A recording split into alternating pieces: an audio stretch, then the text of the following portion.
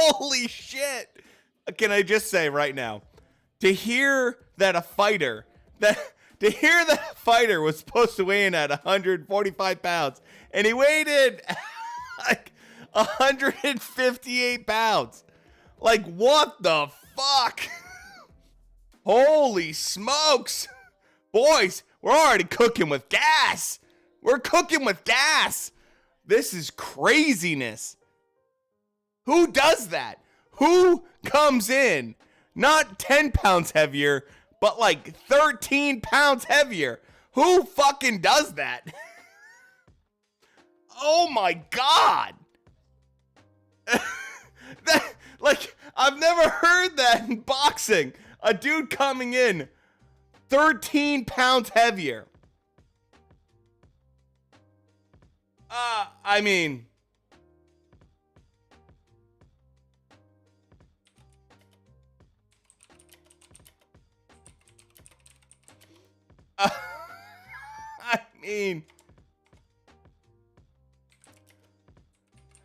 that's the most wild thing I've ever heard for a while. That's crazy. That is crazy.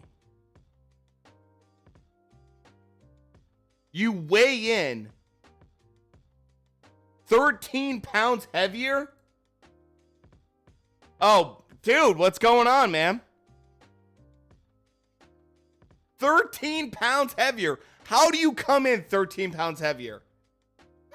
Like, I'm sitting here, I'm dumbfounded. I'm dumbfounded. I've never seen that, like, ever.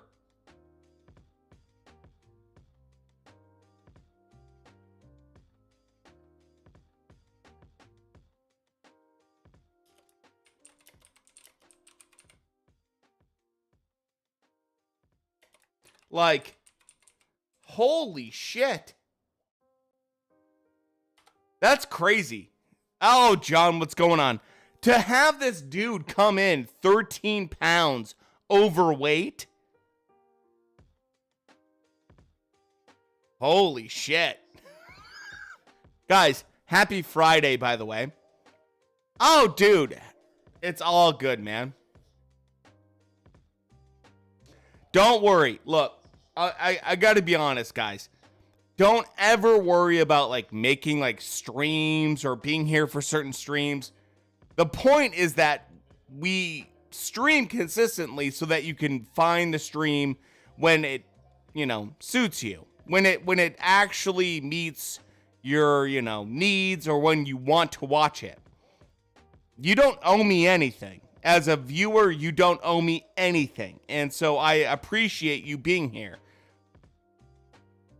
If you're dealing with life and trying to, you know, remodel houses, do what you're doing, man.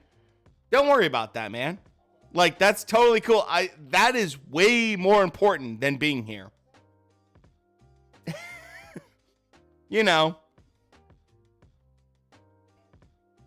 Like, the point is that we can hang out and watch boxing when it's good for you. That's the deal. So don't worry about that, man. I see people saying that to me occasionally. Like, oh, sorry, I missed a stream or whatever. It's like, no, man. Like, I do this so you can hang out and have a good time. Like, it's Friday. Let's have a good time. Devin, what's going on? El Ganut, what's going on? So, I believe the guy in the black trunks came in 13 pounds heavy. So, like, you know, let's have fun. That's what streams are about. You don't have to, you know, come here thinking that you got to be here every single time. No, man. I stream a lot of times so that you can have fun and show up when you can, you know? It's all good. It's all good. Like, I never think like, oh, this guy hasn't been around for a minute. Never think that. I just think, oh shit, that's great. This guy's little knockdown right there early on. Tomorrow with Joseph Parker versus Jake Paul versus Tyrone. I actually think I think Jake actually looked really good at the weigh-in. He looked way better, man. Oh, dude, Howard, that's good. You should be six deep at least.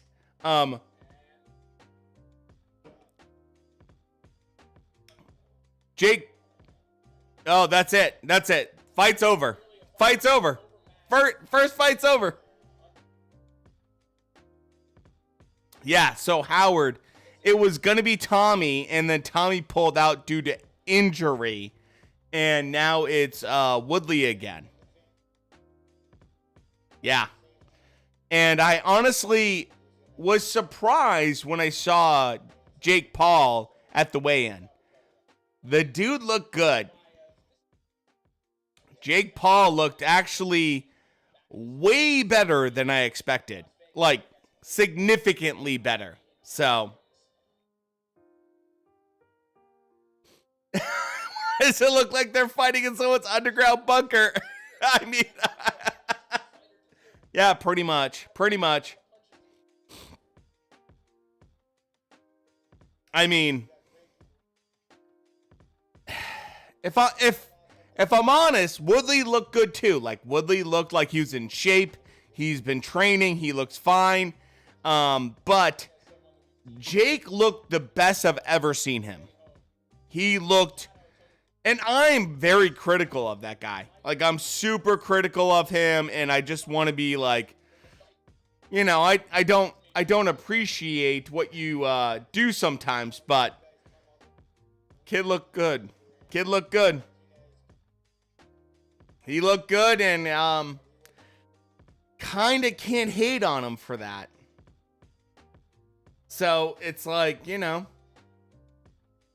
kid did what he needed to. And by the way, Woodley's been training from what I understand.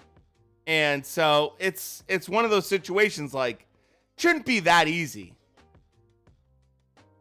Yes, exactly. Kid's easy to hate, but he's grinding. He is grinding. Can I point this out? I'm going to point this out, and it's like one of those situations, like either you like this kid or you don't. And, you know, it's one of those, the kid understands marketing. This is going to be marketing purely, like pure marketing. But the kid understands it super well. And this is what I love about it. This is the t-shirt he wore at the, like, weigh-in. Like, it's just the perfect thing to do. Like, you don't have to like him. But that's fucking funny. That is funny. I don't care who you are. That's fucking funny. And the fact he can have that kind of fun and do that at weigh-ins, come on, man.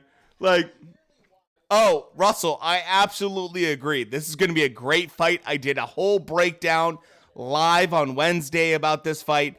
I really believe that Beterbiev and Brown is a fantastic fight. I think we're going to get a good idea of where both guys are, especially considering both of them are contenders, depending on who wins this fight, for Canelo. So, I love this kid for a certain degree. So, it's pretty funny. It's pretty funny, you know?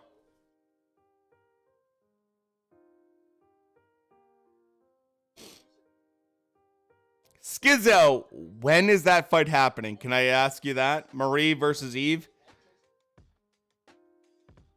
If it's tonight, we have it in the Discord, but other than that.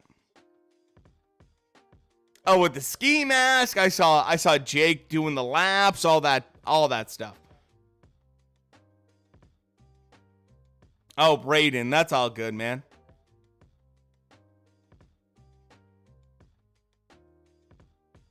So is he? Oh, okay. I gotta ask Gizzo. Is it tonight in terms of Brown and Beterbiev? Is it tomorrow with Parker and Chisora? Is which fight are you looking at? Because it's tonight. Okay. Well, we got everything tonight in terms of undercard going on in the Discord for verified members. So.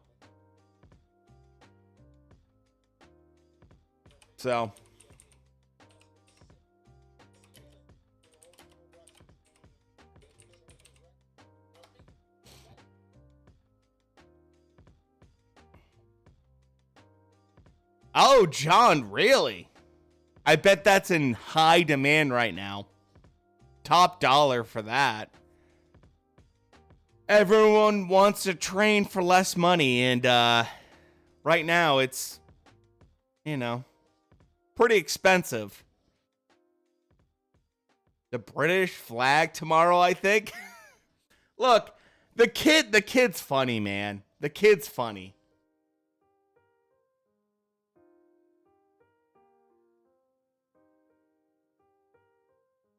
Like,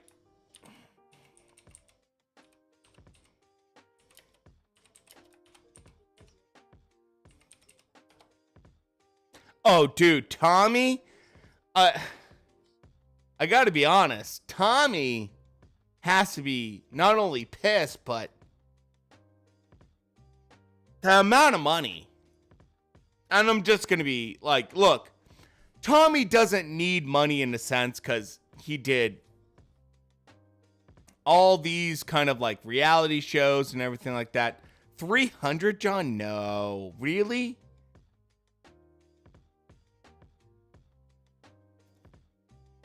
That 300, that's a deal for a 22 right now. 300 for a 22 right now is a huge deal, John. You're doing him a solid for that.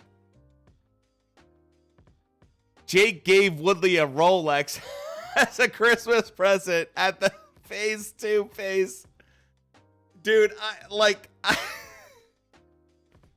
So, look, this is the deal. I did two videos on YouTube. I did one stream on Wednesday. I'm doing a stream tonight. I'm possibly doing 2 streams tomorrow. Very likely doing 2 streams tomorrow where we're doing Parker versus Chisora, and then we're going to do Paul versus Woodley tomorrow night. It's just, it's a good time. It's a good time, man. And can I say, and I've gotten a lot of hate on Twitter, I did not realize Joseph Parker has the fan base that he has. I called it out, and I was just very honest about it. Joseph Parker looks fucking fat. Joseph Parker looks fat. He came in the heaviest he's ever been. And people want to call that a plan, in terms of Joseph Parker wanting to brawl with Derek Chisora. Now, look. Andy Lee is the new coach, and what he wants to do and what his game plan is, I get you. Like, he said he wants Joseph Parker to come in heavier, and he did. He came in 10 pounds heavier from their last fight. The heaviest in Joseph Parker's career. I got you. No problem. In the heavyweight division, pounds aren't the same thing anymore. But I'm gonna point out something very clear to me. You outboxed Chisora in the first fight. Like, you outboxed him the first time. Why would you want to get in heavier and go into a situation where you want to brawl with a brawler? It makes no sense.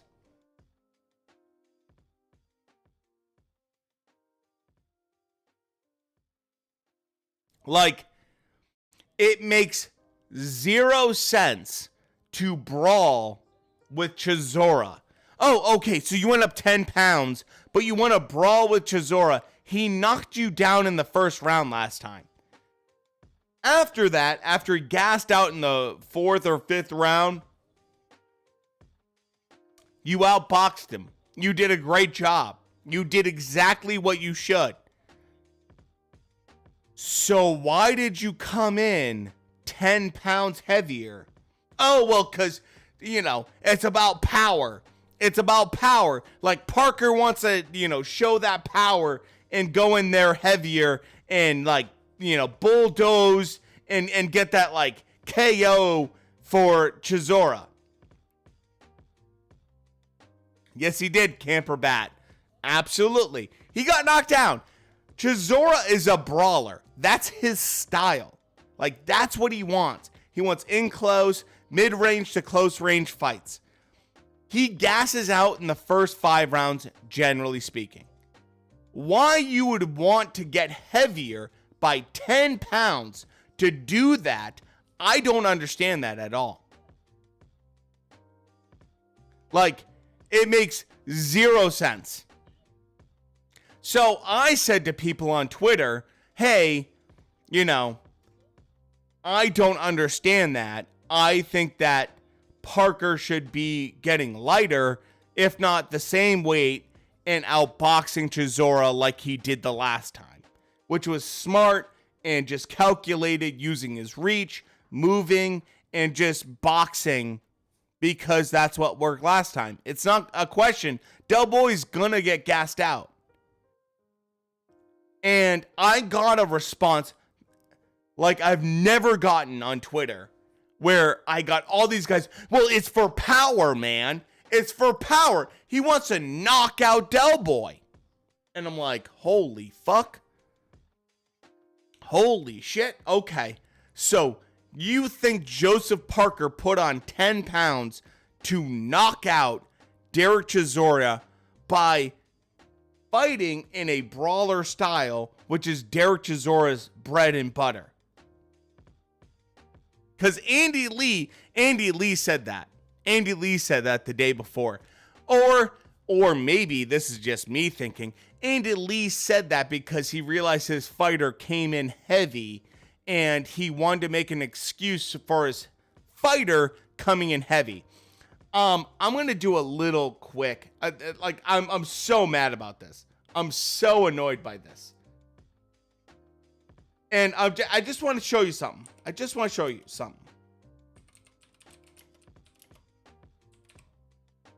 Let's talk about this really quick, because we want to have actual discussions. Okay, you ready? I want to show you something, and tell me you don't see what I see, because I got people telling me I'm crazy. I'm crazy. And I just don't know what I'm talking about, apparently. I have no idea what I'm talking about. So, this is Joseph Parker. Okay, there we go.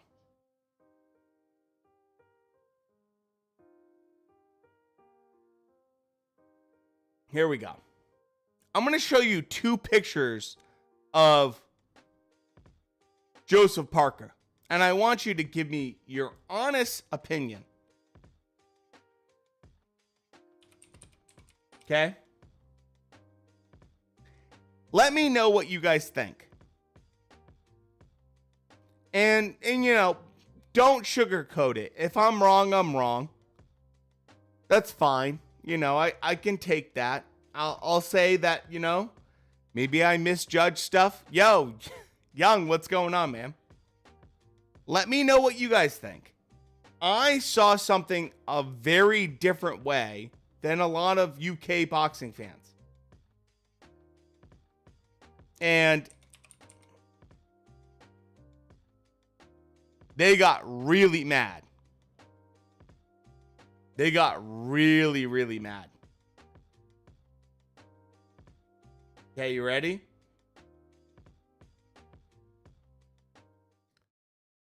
Okay, so hold on, let me get this.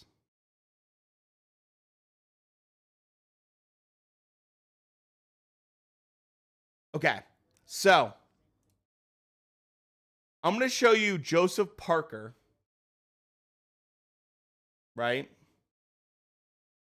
When he weighed in for Anthony Joshua. Okay?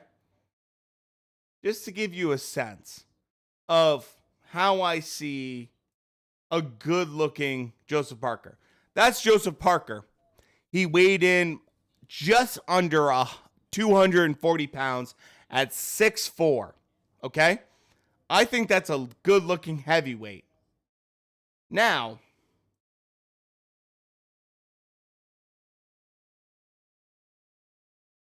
the new guy that just weighed in,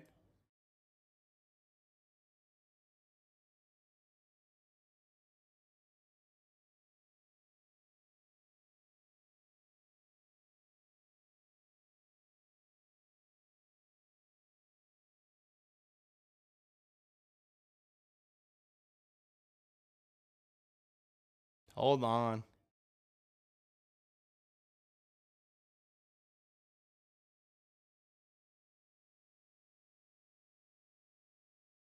Is this. This is the other version of Joseph Parker.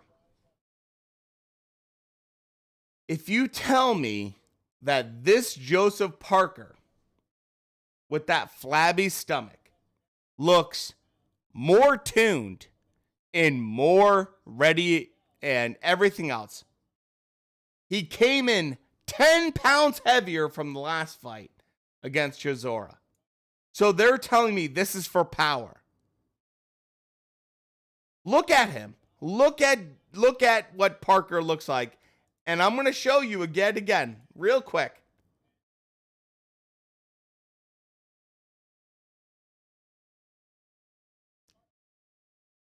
That's how Joseph Parker used to look. Tell me that Joseph Parker didn't look better. And I got told I don't know what I'm talking about. I got told that Joseph Parker looks fine and that I'm an idiot and that like he shouldn't have a six pack and that like he's 29 now and all this stuff. Look at Joseph Parker in this photo. And then when we look at him in the same context,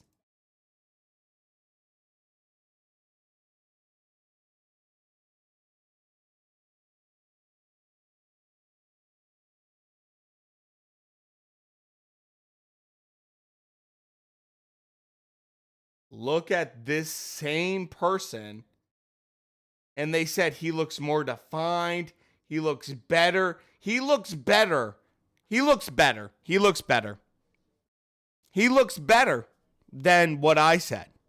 He looks way more fit than what I said.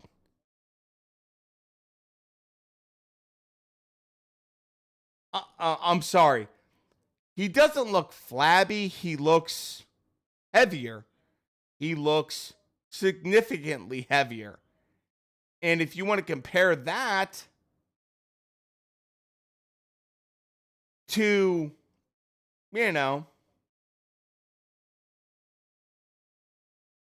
to a guy that literally not that long ago looked like this, I'm sorry. I'm just sorry. Like they're like, "Oh, it's more weight, it's more power, all that stuff." And I had these conversations multiple times online with people on Twitter and everything like that. I don't hate Joseph Parker. I like Joseph Parker. I like what he brings to the table. He's a hard-hitting guy. He lets his hands go. He gave some issues to White. He almost knocked him out. Like, he's a fun guy to watch when he lets it go and he's in good shape. People are telling me this is a less version of him compared to the other one.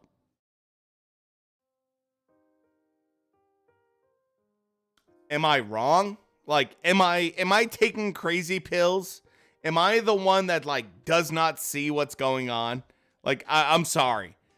I just don't see I showed this to people on Twitter, and they literally said, no, no, no, no, no. You're wrong.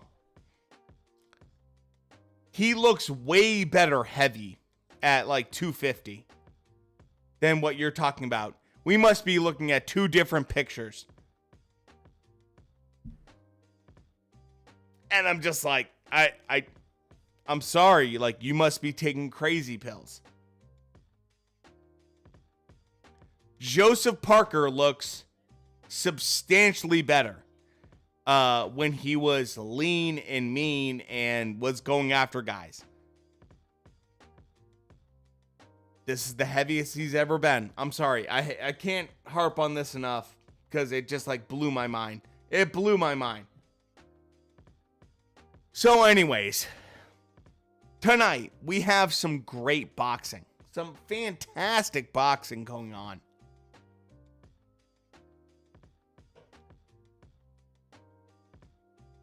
He looks like soggy bread.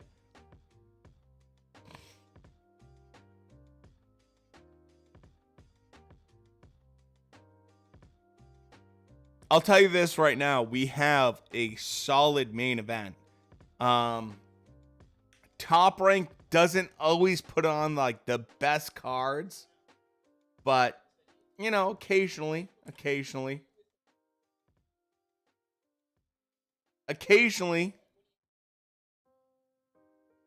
Butternuts, what's going on, man?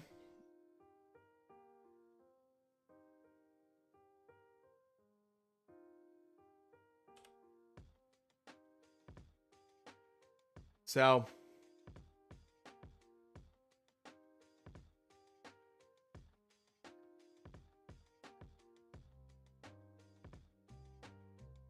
dude, I want Brown to win. I can't say he's gonna win because Beterbiev has that kind of edge. But it's gonna be interesting. It's gonna be a fun fight, I think.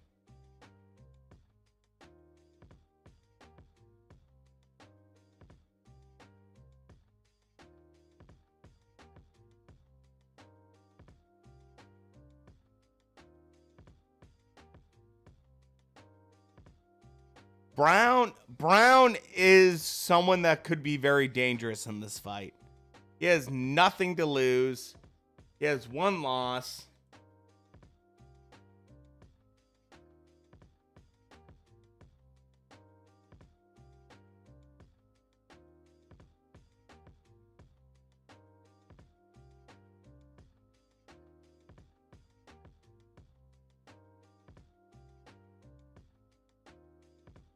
What's everyone doing, by the way, for the holidays? Any fun plans for the holidays, by the way? You know, we're doing 3 streams this week. Maybe 4. Maybe 4 streams this week.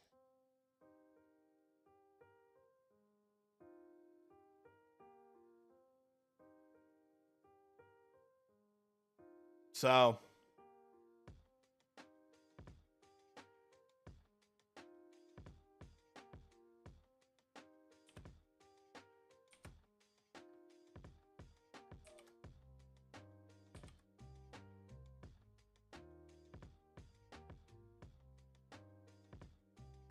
Brown doesn't have he just doesn't have that pedigree for like a young Mike Tyson in terms of like knockout, but he's a fun guy. He's a fun guy.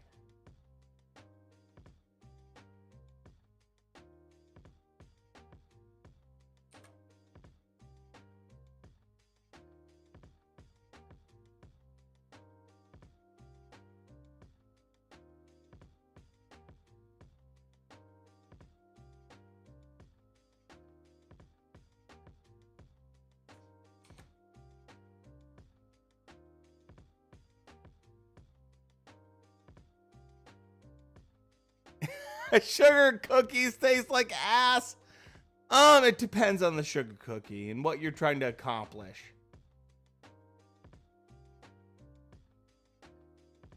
I love a good sugar cookie, by the way.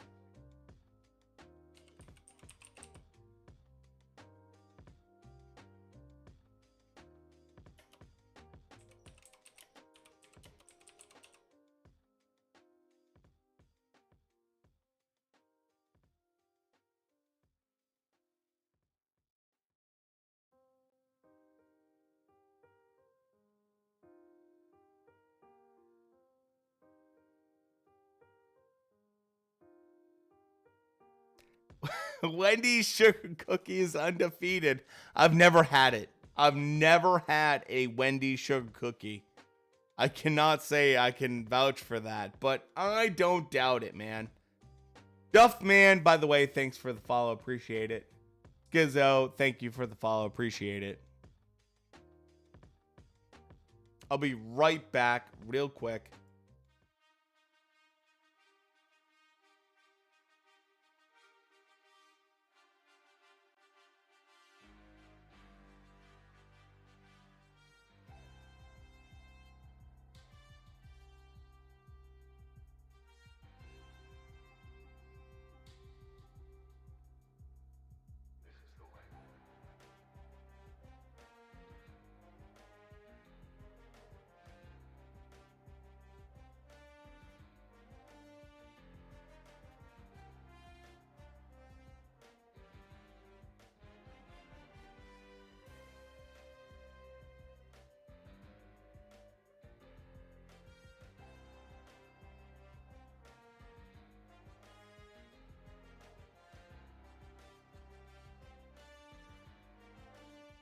All right, let's go, baby.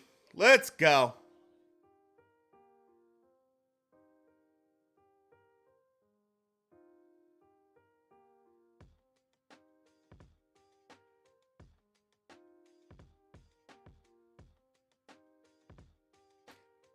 They're trying to sell this fight quite a bit, by the way.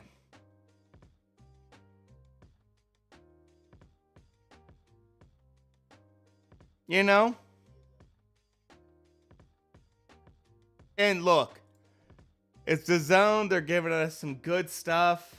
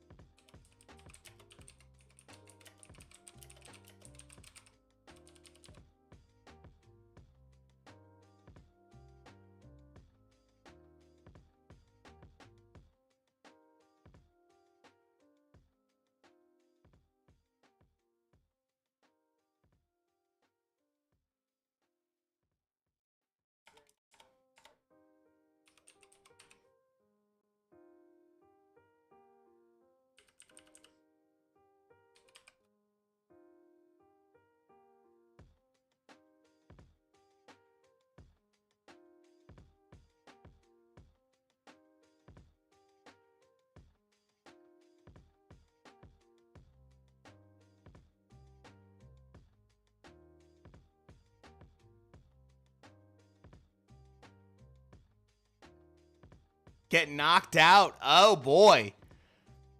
So, look, Beterbiev or Beterbiev, I don't know. I just don't know how to pronounce it properly, I guess, but...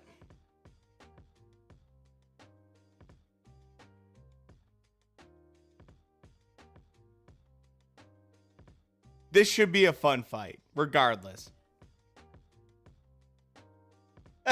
We're talking about sugar cookies.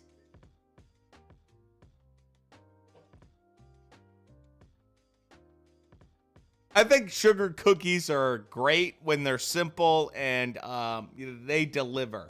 They deliver the basics. Sugar cookies don't need to be complicated. When you get complicated with a sugar cookie, it's not a sugar cookie anymore. That's my general thoughts.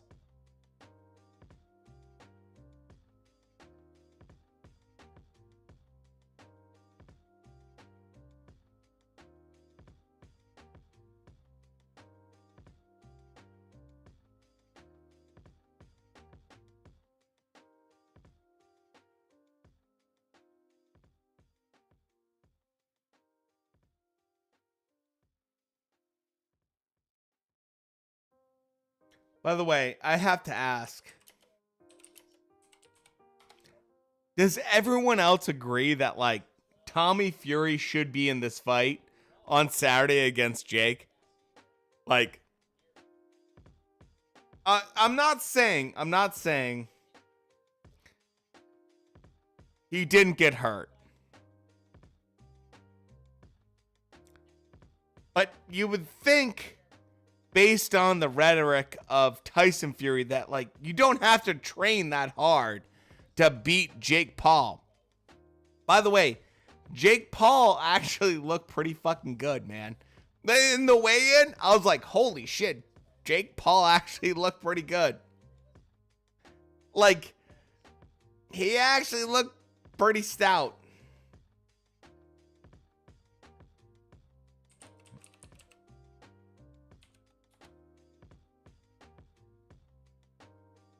He's the British version of Jake. Like, I have a little bit of respect for Jake just seeing that weigh-in. I'm kind of like, holy shit. Jake Paul actually put some work in. So that was pretty interesting. That was pretty interesting. You know, how long does it take? It depends what you mean by how long does it take in terms of, like, when it happens. It has not started yet. No, we have a couple more fights in the bank, you know, with Top Rank before it happens. Beterbiev, I think this could be a great fight for him, man. When is it on? Big question mark. I don't know, an hour and a half, possibly. Depends. I can't predict how quickly these fights are going to happen. It all depends on how quickly people get knocked out. So, probably an hour and a half, roughly. He's juicing. Jake's juicing. Look, I don't doubt that. I don't doubt that. But you can also make the case that Tommy's in the right corner as well for PEDs. Fury's been caught, as well as Billy Joe Saunders been caught. And I mean, you know. So, neither one of them have to do any kind of testing, so, you know, it's kind of fun. It's kind of fun that way.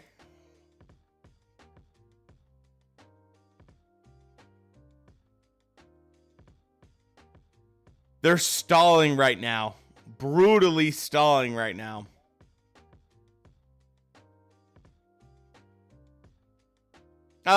Yeah. I agree. There's a lot of fighters that juice at least once.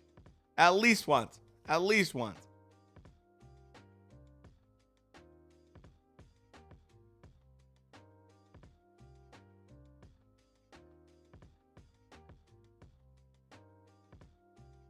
It's only cheating if you get caught. Pretty much that sums up boxing to a degree.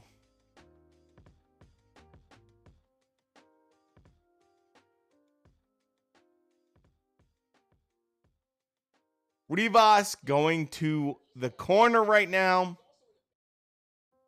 He reminds me of a sugar cookie. It is on ESPN Plus. Robinson Dale, good to see you, man. Yes, absolutely. ESPN Plus. You can watch all of it.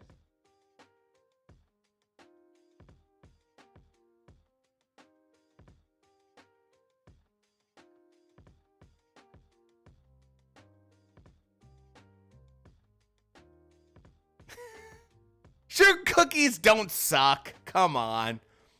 It depends. Okay, I got a question for you then, Howard, as well as Minnie. Compared to what? What is your baseline? Is it like chocolate chip, peanut butter? Like what's your baseline? Cuz that's the real difference. If your baseline's like, you know, chocolate chip,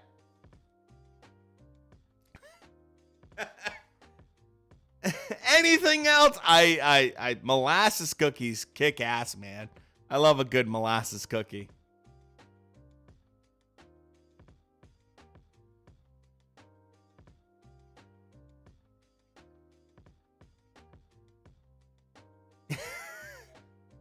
look, let's not fight. I have to ask this.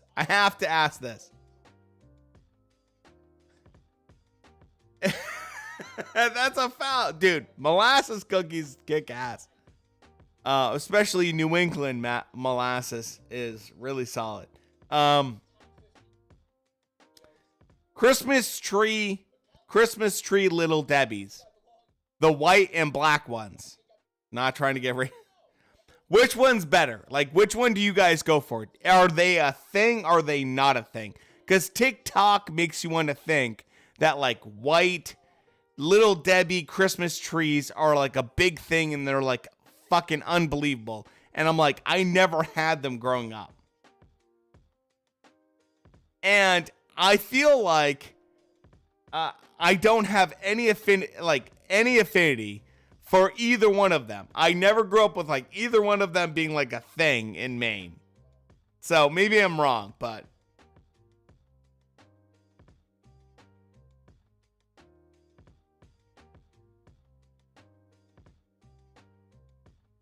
white is flavorless. Well, it's probably white chocolate, so yeah. That's probably pretty accurate. By the way, everyone having a good time, having a good time for the holidays. I don't care what you're celebrating, but planning some good times for the holidays at least, hopefully. Oh, the ice cream is ass as well. Oh, that's what I was wondering. It's very, very debated. Zebra striped like Little Debbie's.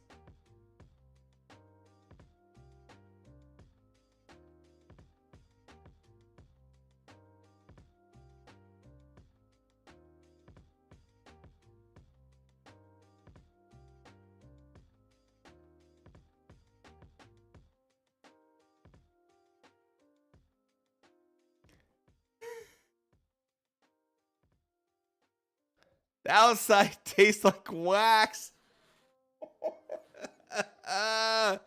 Oh, don't get me started on Oreo. Oh, man. Cakesters? Dude, there's a war going on. Apparently on TikTok, there's a war going on for Oreo Cakesters. And, like,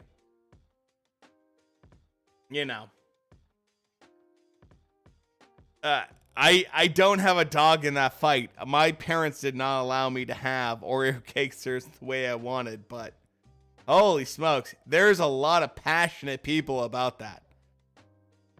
Here's another question for you guys. Another question for you in terms of no judgment. Do you have white lights or colored lights in terms of celebrating, Christmas? Is it colored lights on the Christmas tree or white lights? I feel like that's a pretty polarizing thing. Like some people have they grew up with the white lights. Others grew up with more colored lights and white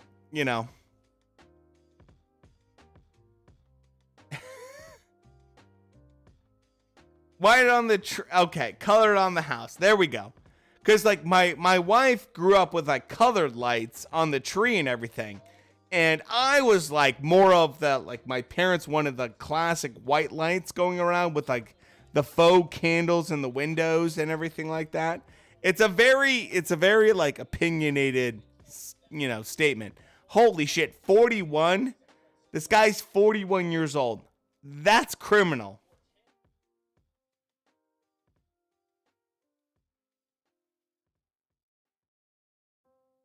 Growing up, just having the back seat in the Cash App.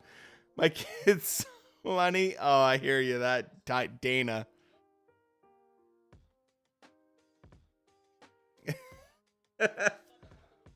White tree versus green tree. Depends. How about this? I'll tell you this, broke dude. Real tree versus faux tree. That's the real question. Is it the faux tree versus the real tree? And some people are very, very like staunch on this.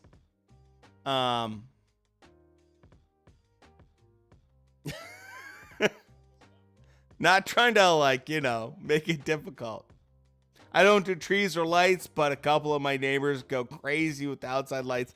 Dude, Robinson Dale, yeah, I hear you on that. Definitely, I have some family that do that as well.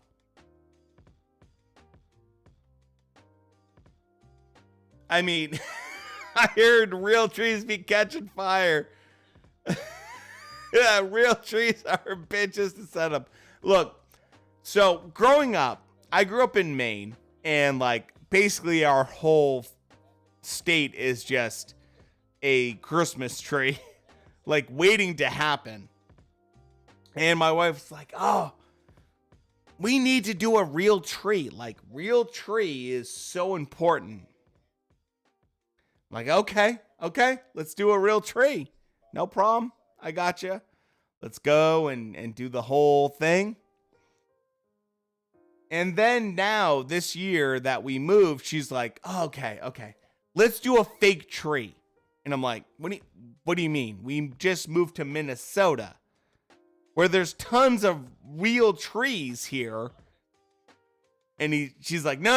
I don't want to deal with a real tree. It's like, well, you're the one that made it a big deal about a real tree. Yes, okay, favorite Christmas movies, let me know in the chat. There's one Christmas movie to me that's like the best Christmas. No, we shouldn't be full for stream at all. No, we're not even close.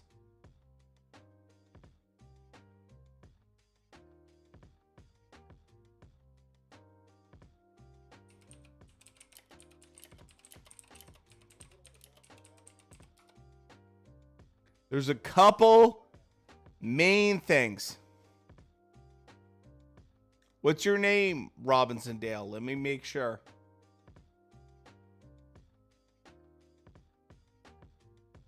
Christmas Vacation, that's a good one. Santa Claus, Tim Allen, that's a good one. I mean, let me double check.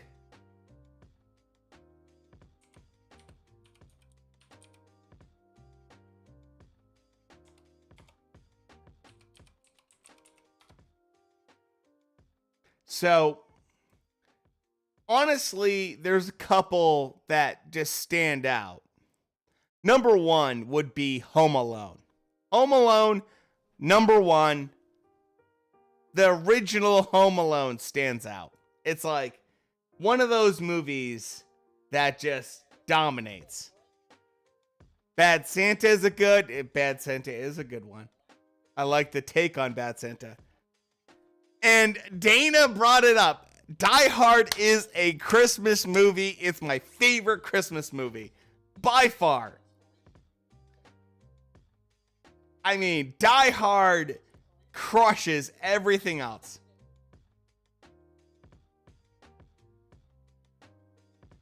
Oh, yeah. Elon. Yeah, I know, man. Look, I have to say, Home Alone might be the best overall in terms of like quality Christmas movie. Elf John, another one, really, really good. But Die Hard, there's two type of people. Number one, either Die Hard is a Christmas movie, or number two, Die Hard is not. If you're a gun guy like me, Die Hard's a Christmas movie. It's a great Christmas. It's your kind of Christmas movie. Boring card, yeah, dude, absolutely. Right now, totally boring. Home Alone is one of my favorites. Home Alone is just so good. So, Die Hard is super fun. Super fun.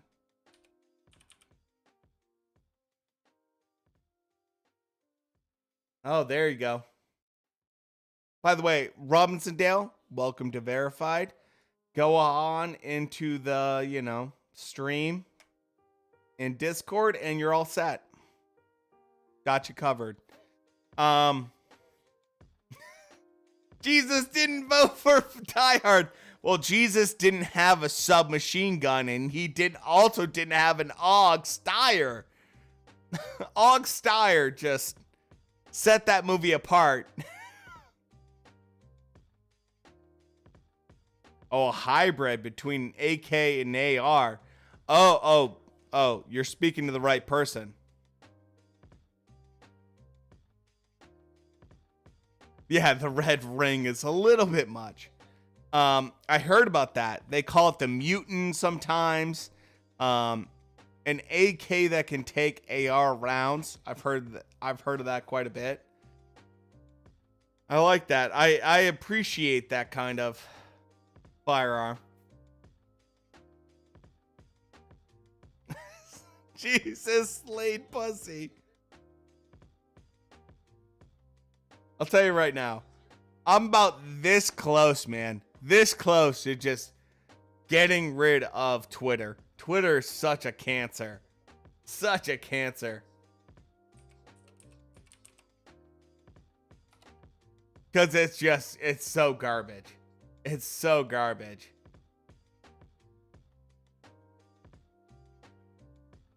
No, I gotcha. I gotcha, Howard.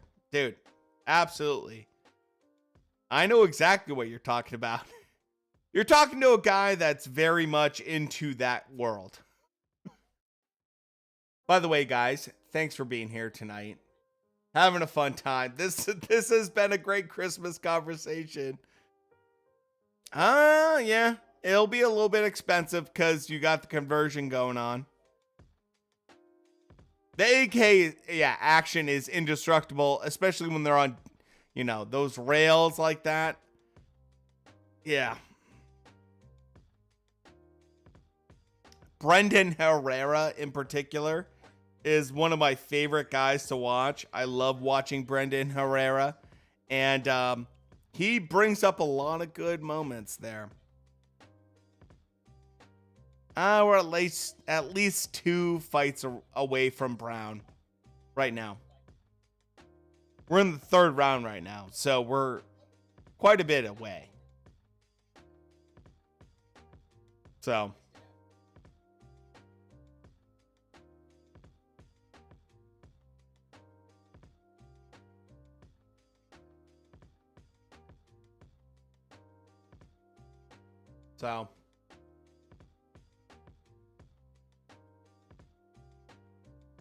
this is some garbage fighting from Top Rank right now. I'm not too impressed, I'll be honest with you. 700 mag last month.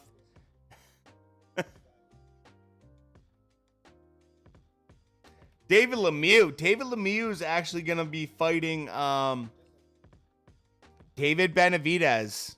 David Benavidez has got the call to fight David Lemieux based off of actual fights, which is kind of crazy.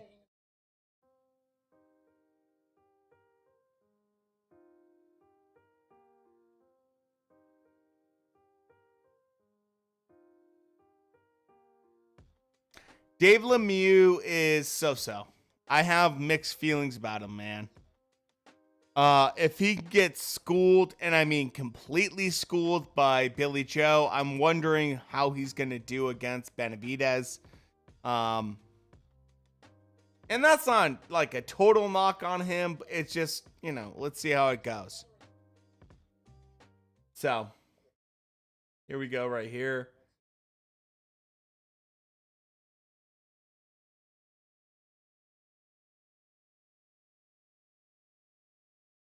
All right. I got this for you guys. You ready? This is a little video that I did. I'm going to tell me what the most absurd thing that has ever broken their immersion in a show or a movie is. So this one's easy for me, and I hate to be that guy, but I'm gonna be that guy.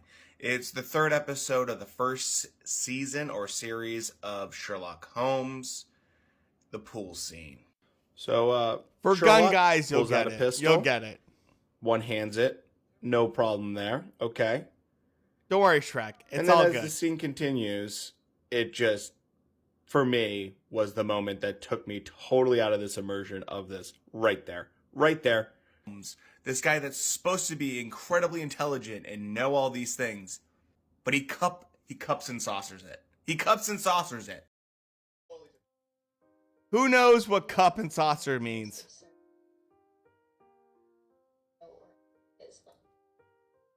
Cup and saucer, man.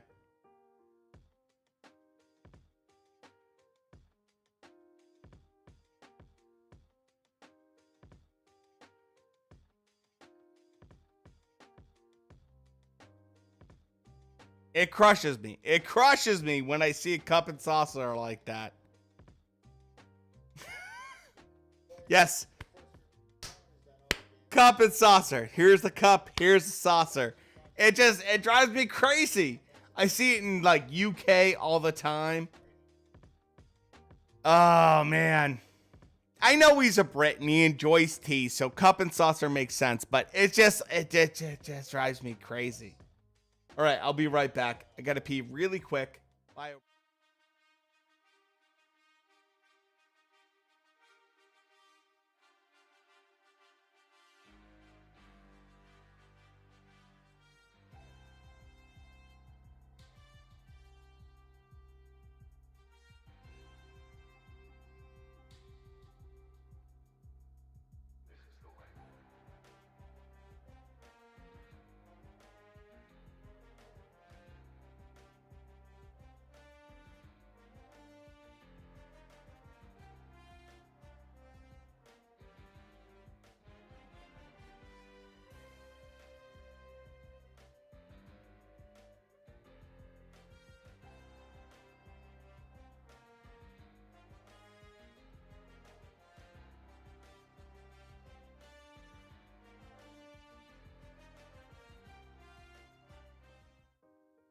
So anyways.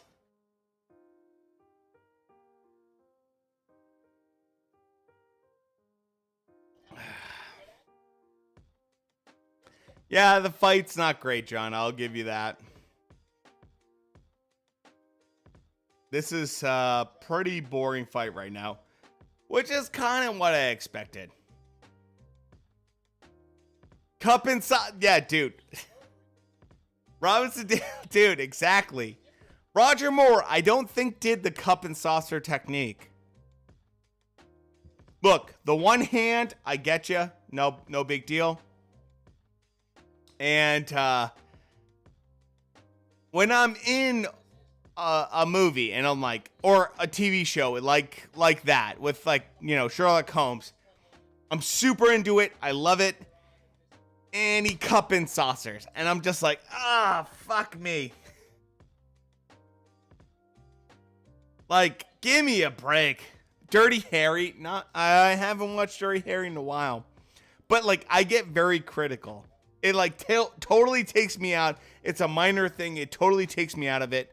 That's why I love watching the John Wick series a lot, by the way. Is seeing people that are, you know, focused and doing the things that I would do or want to do. You know, it's like cup and saucer and you're like Sherlock Holmes. I'm like, okay, you're done. You're done. Like I just can't believe this anymore. Oh, Robinson Dale. No. Stop everything you're doing and go watch the John Wick series.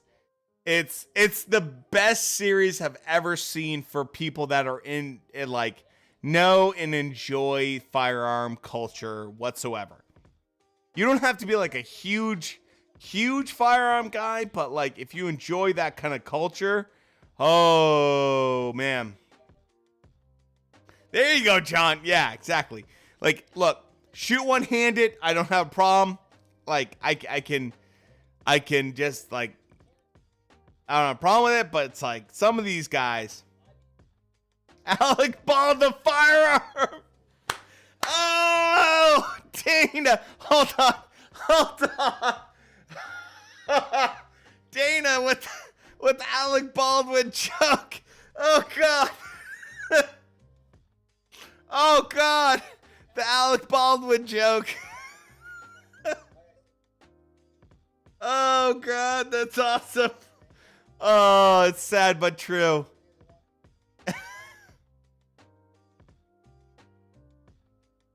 Oh my God, Dana.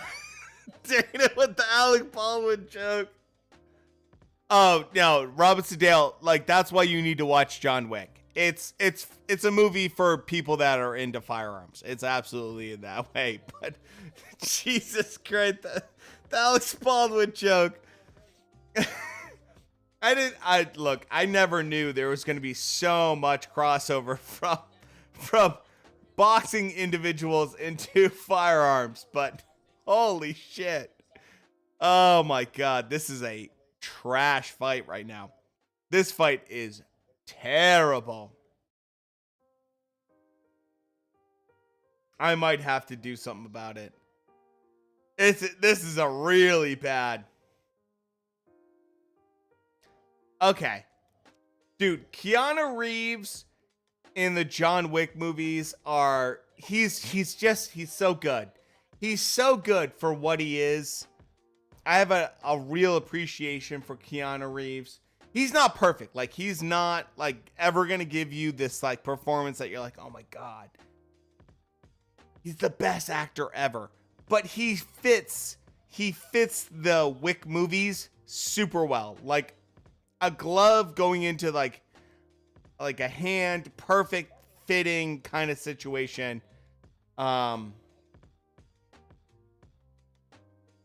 So I appreciate that, generally speaking, because I like the fact that Keanu Reeves is open to that stuff, and like he did a lot of training and he worked really hard for it. This fight is absolute trash right now. Oh, I freaking love Keanu Reeves. Like, he's not perfect, but give the guy credit.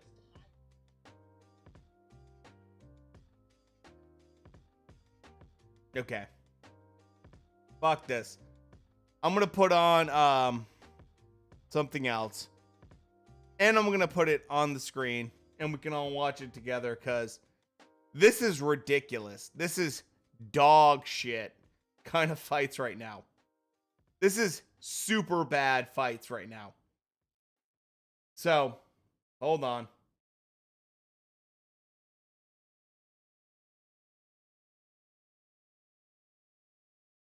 There we go. I can't do it. I can't do it, man. I can't act like I'm excited for all these fights when they're trash. The lottery today or yesterday. Let's go Tommy watch some Fury good pulls out of the quality fight with boxing Jake content. Paul, and Tyron Woodley, who's been training all along, makes you think, did he know something Fuck was that. up? I'm sorry. I can't He's do the it. I last can't do minute it. I opponent can't for watch Jake garbage. Paul on December 18th, basically a week from this coming Saturday. Not sure what Tommy Fury's ailment was, but they said he's pulled out with an illness. Obviously, Jake Paul didn't have the nicest things to say about Tommy Fury at this announcement. I don't believe I'm so, surprised, John. because, you know, if there is a legitimate illness, and look, training to be a professional fighter is a dangerous occupation. Getting punched in the face can lead to injuries.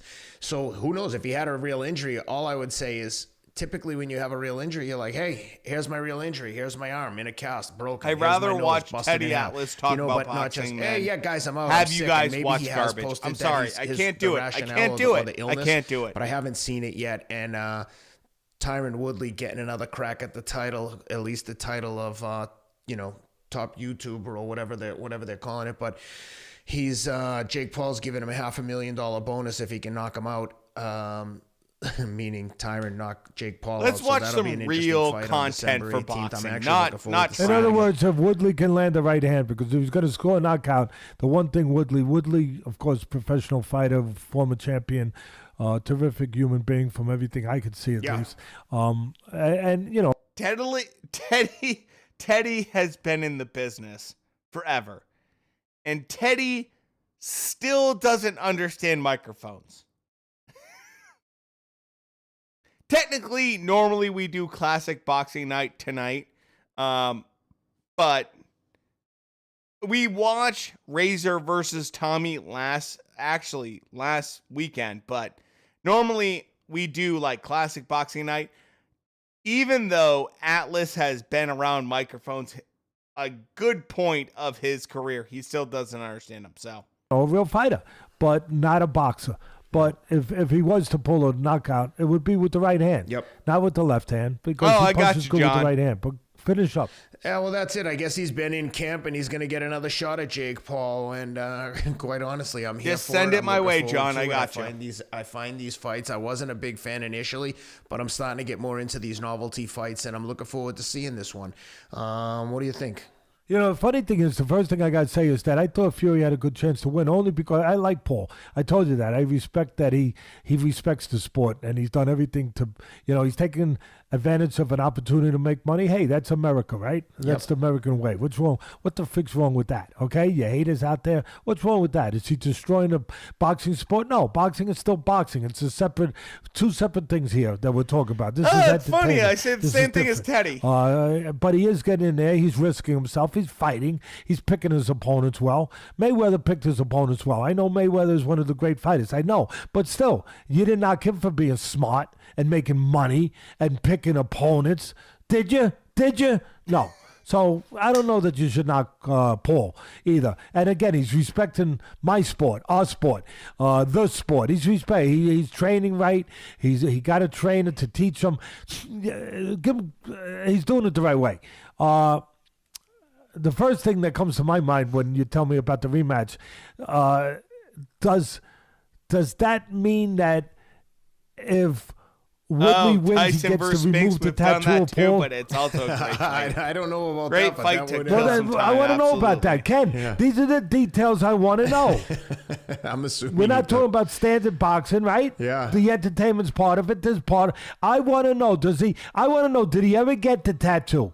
Did he ever get He the did. tattoo? He Let did me get shut the my fax tattoo. machine off. Go Just ahead. so you know, this is Teddy Atlas, the caveman, coming to you with Ken right out, my partner, Rob Moore, my producer. By the way, I I'm am the monitoring caveman. all the fights. You're not I missing do have a anything. fax machine. I'm going to shut it off. He did get a tattoo on his middle finger. I believe it says "I love Jake Paul," and I would imagine that that Does he would, get to remove it, or does he get to put up the middle finger? What does he get? I think both. to You're do? not missing anything, by the way. Okay. I'm double checking. So then he everything. would probably want to keep the tattoo on until he did that.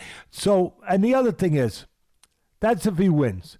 Now, if he loses, what does he have to do? Does he have to put a tattoo of Jake's brother up and say, "I love the Woodley brothers"? The Paul brothers. There you go, Robinson the Paul Dale. brothers. I love Yeah, that. I don't know. I mean, does he have to? Those are things that I want to know.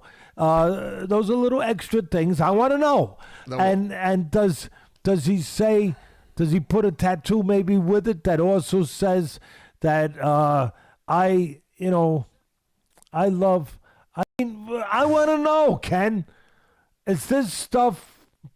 Is this contractual? Yeah. Is this in small print, large print? I think they're finalizing everything, I would imagine, today, since I think it was just announced last night that Fury was out. But I will tell you that my friend Jesse Itzler was down in Puerto Rico and bumped into some of we go. Jake Paul's people, and he went and saw them spar. Now, look, Jesse's not a boxing analyst, but he said that when he was there, that he was in there with sparring. They watched them spar, and he said he was with me at the Paul Woodley fight with Dustin. So he's a fight fan, and he said, look, the guys who Jake Paul was sparring with, I don't know how good they were, he said, but they were landing shots and they were putting it on him pretty good. So Jake Paul's clearly in there with guys that are better than him. He said that the guys, I love it. I love it, man. it was aggressive. He said, I was actually Well, I give him a credit. Like Yeah. I said, there's a reason to why your I say point, what I yeah. say. He's doing it the right way. He's really training. Yeah, he's respecting the sport, and he's trying to do it the right way, and he is doing it the right way. So, all seriousness now, if he's going to have it, first of all, he got a little older. He's not getting younger, Woodley. He's what, 40s, right? Is he in? In that context, I think. 300 So while you're blackout! checking, I'll just go on. So he's an older guy that's obviously was John, past his I know. I prime went 300 too. in the UFC. He had lost, most of his Good for last fights. Good for home defense. But he's a former champion. Especially He's a with good the right can hand on puncher. 39 years old. All right, 39. So he's not getting younger. I don't know how prepared he's going to be for this fight because he's taking it on quick notice. I don't know. But what I do know is if there's going to be a different result, Hopefully you guys and I'm enjoy going to this make it kind of real content. to the point, A little and bit simple. better than the trash that He we has were to watching. be busier. He has to move his hands more. He doesn't move his hands enough. And he hasn't in his last few fights in the UFC, and definitely didn't against Paul in the first fight. He didn't move his hands enough to win the fight. Unless he lands that big right hand. But even to land the right hand, you got to move the left hand to set it up. You got to move your hands. The more you throw, the more vulnerable Drop you you are. a But 300 the more blackout. likely you are of landing something. Do you If want a don't throw, 14-inch barrel well, or a you're 10-inch less barrel? That's what I likely got to to say, land. John. That's something you have It's to obviously land. going to be an SPR. And I'll finish it with this. If he's in shape, he could be a little better this time. Why, Teddy? Why? I hear you. Because he realized from his first effort in the boxing ring, not in the cage, in the boxing ring, a new realm, a new neighborhood for him. KO of He realized that he Razor. didn't throw enough. And maybe he realized he was too respectful, too careful, too cautious. Whatever you wanna call 16-inch. it. I got you, That John. this time I got he'd be you. a little I would less say cautious, a little less respectful in that way. And he'll realize I have to commit to moving my hands more. And if that comes across from I'll say this. Razor compared to Morrison, the big thing that Morrison lost a lot of that kind of general movement and made it easy for Razor. I think if Morrison was more active in terms of left and right, it would be a totally different situation. Razor landed something that's pretty special. It's not because he's a better fighter, I think, overall. I think it's because Morrison literally let himself go. And I hate to do that and say that because it's like it kind of diminishes kind of the win of some fighters. But Morrison at the time, especially, was way better than Razor. But Razor caught him slipping. Plain and simple. the loss, that he benefited from the loss. And then in the rematch, Up and down, he yeah. has a Exactly. chance, Exactly. a chance He was so to inconsistent. get a different outcome I hate inconsistent my fighters, breakdown. by the way. for that fight. It's one of my big pet peeves for fighters is having inconsistencies. Finding guys that can't consistently perform. Oh, you built your AR-15 for Christmas. Good option for the 16-inch barrel. By the way, 1 and 7 twist. There you go. 5.56. I love that. 5.56, especially because then you can shoot 2.23, and then you have the option to eventually swap out your barrel and shoot bigger if you want for a 300 blackout, as well as other calibers. So, Dana, speaking my language. Let's see. I want to make sure that I give you guys some good quality content, not garbage, because honestly, there's a lot of non-good stuff. This fight, I'll just be honest, you're not missing anything. And you're not missing anything at all. Foreman, we haven't. We haven't watched Axel. Let's see who we got. Oh, I got a good one.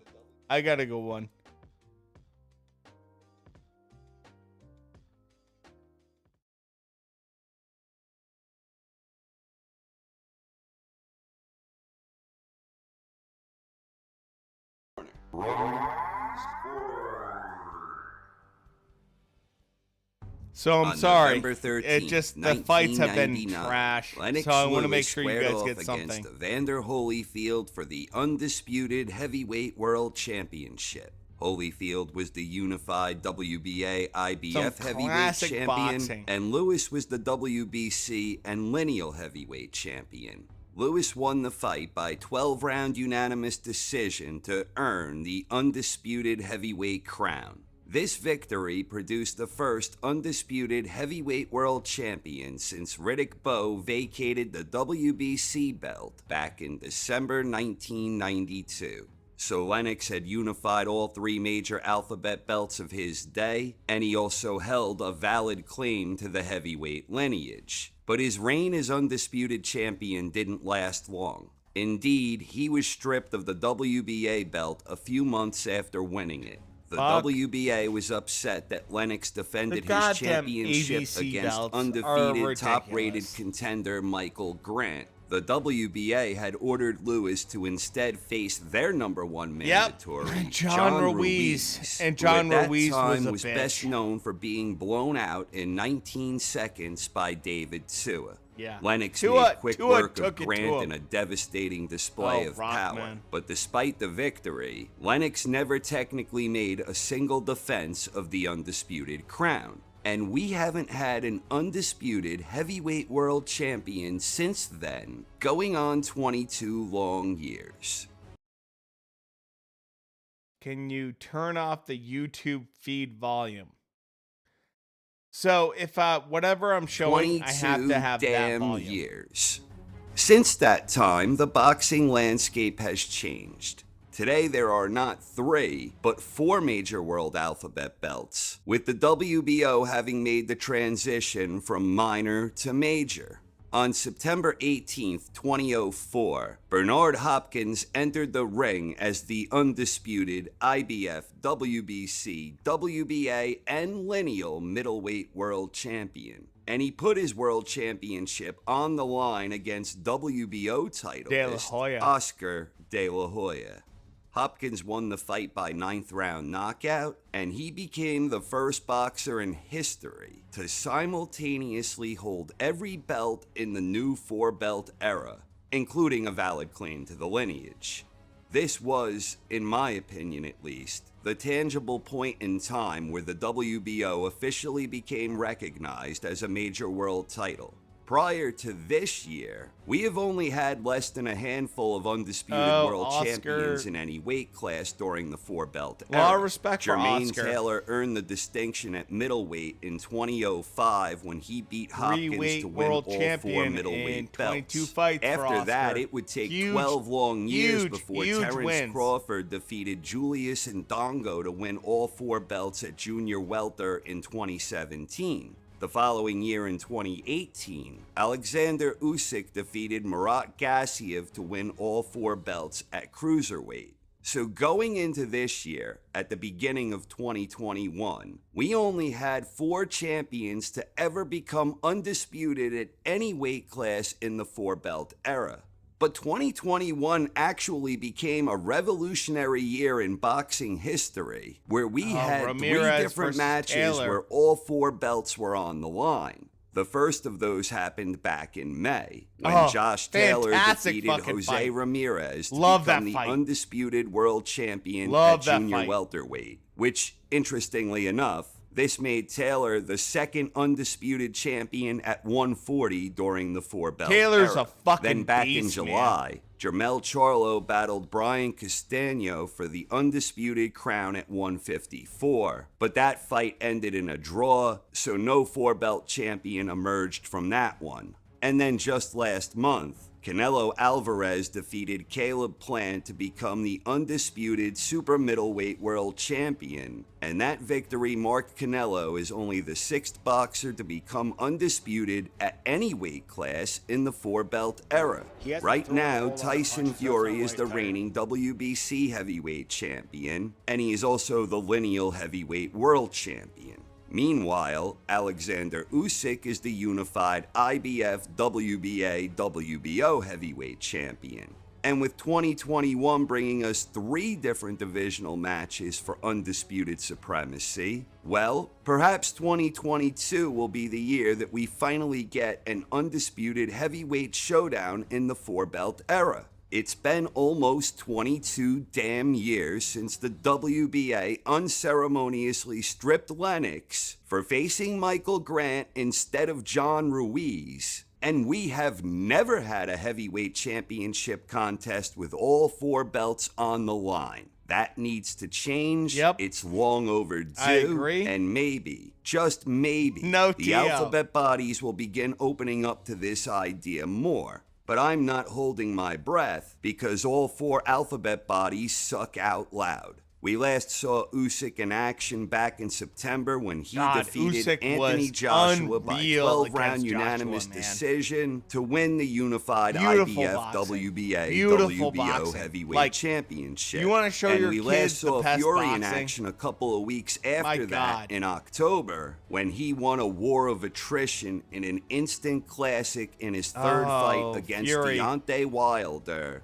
A fight that Fury won by 11th round Another stoppage. great So right boxing now, match. the best thing for heavyweight boxing would be a showdown for undisputed supremacy between Tyson Fury and Alexander Usyk. But unfortunately, we may have to wait until later next year for the possibility of an undisputed heavyweight showdown. For starters, it looks as if Anthony Joshua is going to exercise his rematch clause so that he can get should. the He opportunity should. to avenge his loss against Usyk. And then just recently, the WBC has ordered Fury to defend his belt against their mandatory Dillian challenger, White, baby. Dillian White. Oh, Now, he anything needs can to happen do in that. boxing, especially in the heavyweight division. Could Dillian White beat Tyson Fury? I don't know, Sure, man, but he that could. left fucking hook Could is Anthony really Joshua mean, avenge man. his loss against Usyk?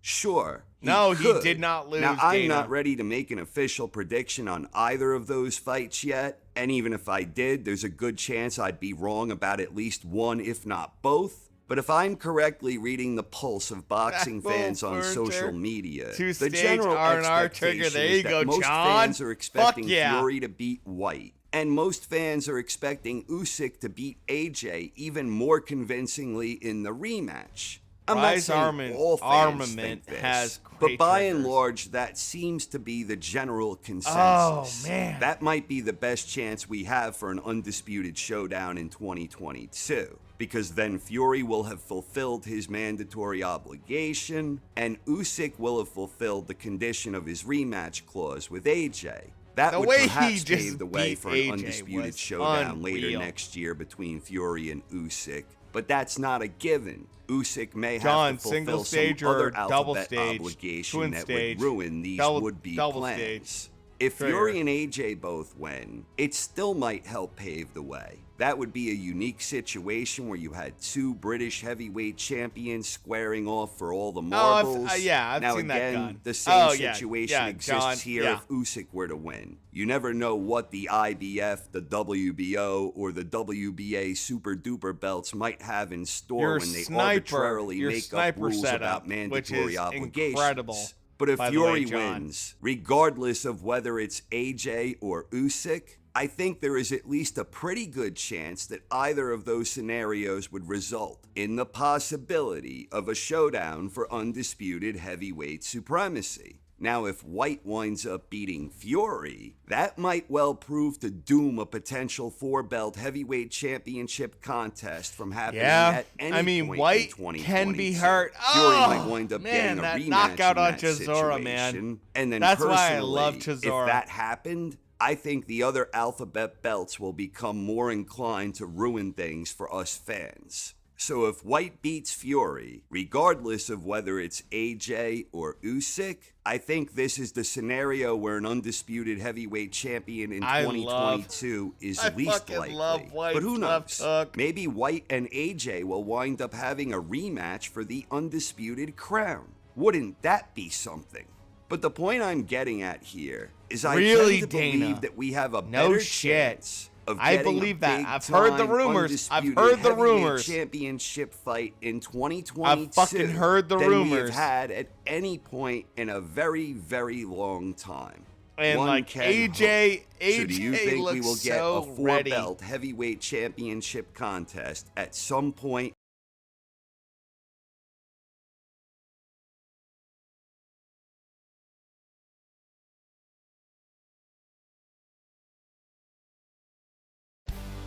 This is Rummy's Corner.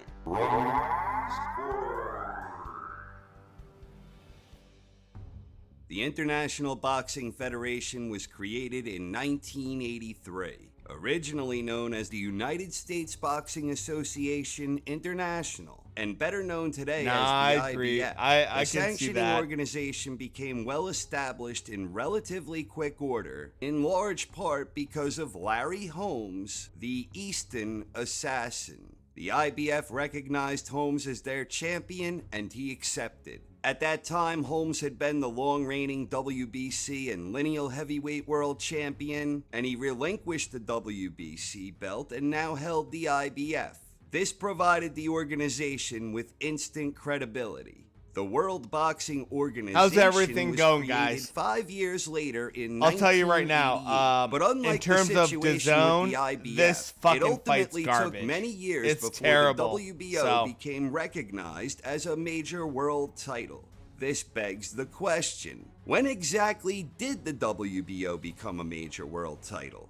I mentioned that Larry was the one who helped the IBF gain instant credibility, and that is largely true. But more than 6 months prior to that, Marvelous Marvin Hagler squared off against Wilfred Sipien for the inaugural IBF middleweight title. At that time, Hagler was already the undisputed WBA/WBC middleweight world champion. Sipien was the #1 ranked middleweight according to the WBC, and he was the #2 ranked middleweight according to the WBA. But strangely enough, neither of those alphabet right now is bodies trash. actually sanctioned the bout. The WBA and WBC both still recognized Hagler as their respective champion, but if Hagler were to lose, both alphabet bodies declared their versions of the middleweight title would become vacant. But Hagler wouldn't be losing on that night, and the Marvelous One knocked him out in round 4, adding the new IBF belt to his existing undisputed collection.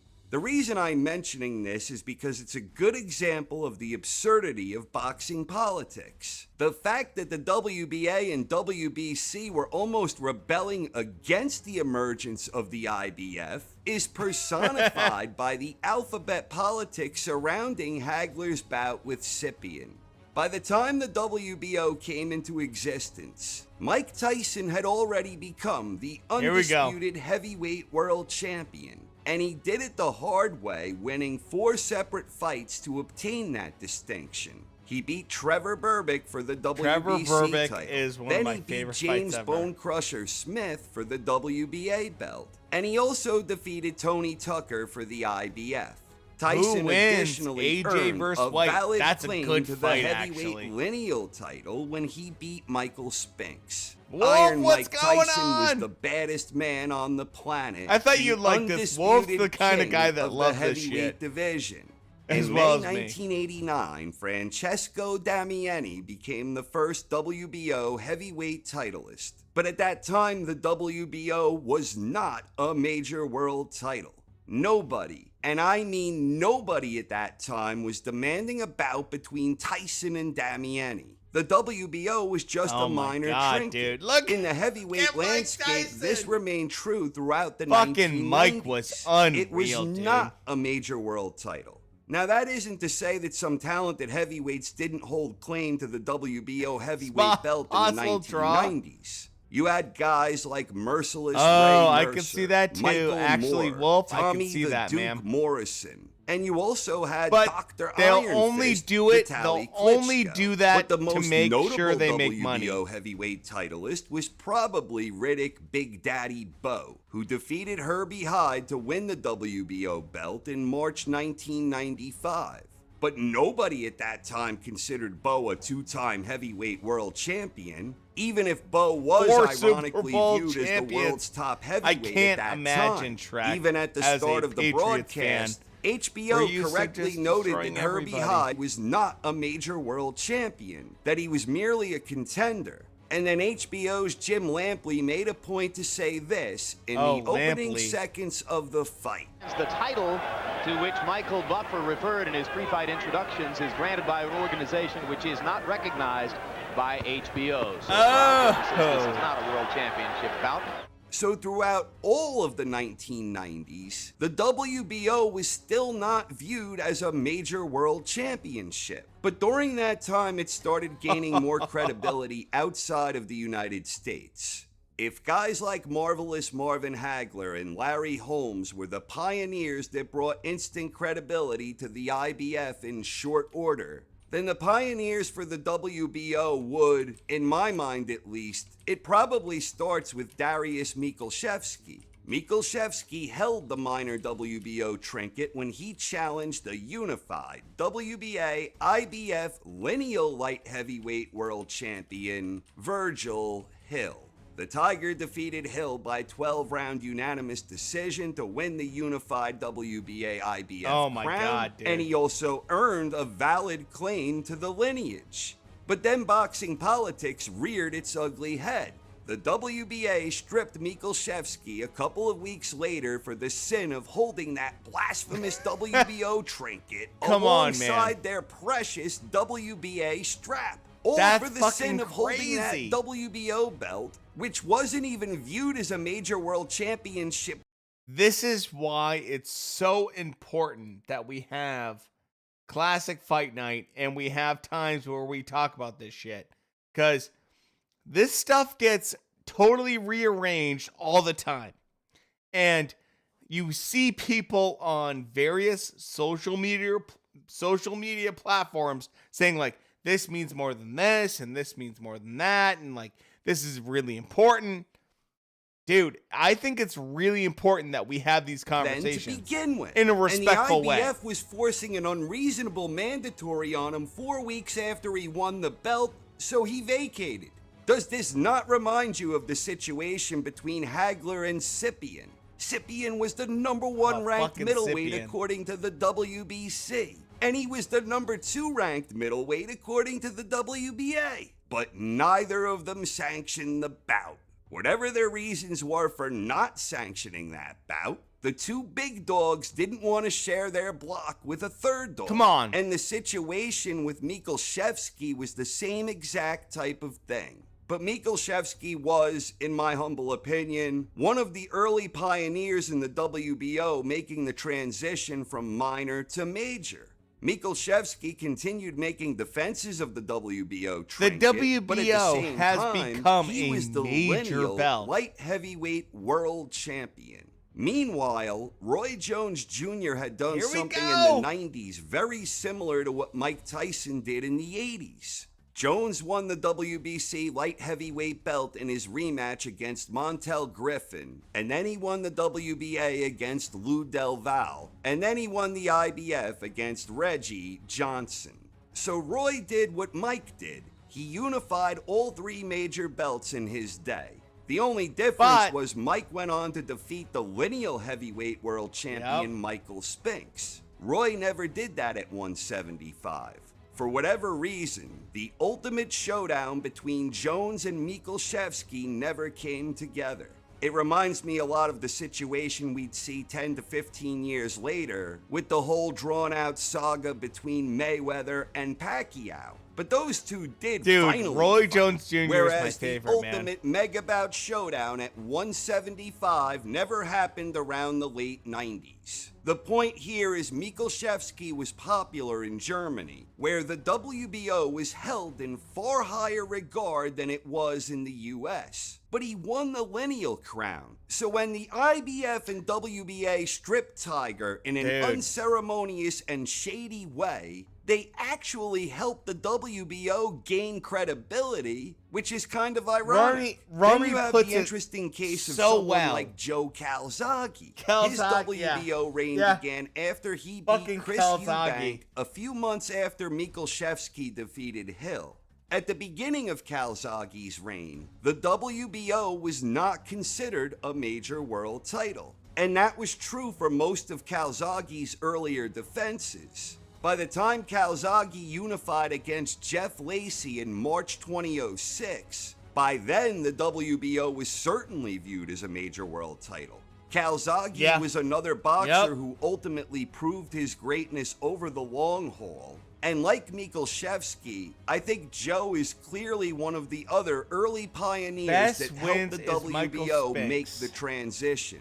Then you have the Klitschko brothers, and they were making big waves in the late 90s into the next decade. And I also think that, especially in the case of Vladimir, when he was a featured boxer on HBO, Vlad's first WBO reign makes him a... I'll say this.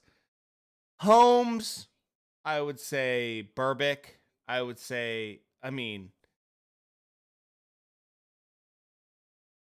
I would say Spinks is one of the best individuals that you can put for Tyson by far in terms of big wins.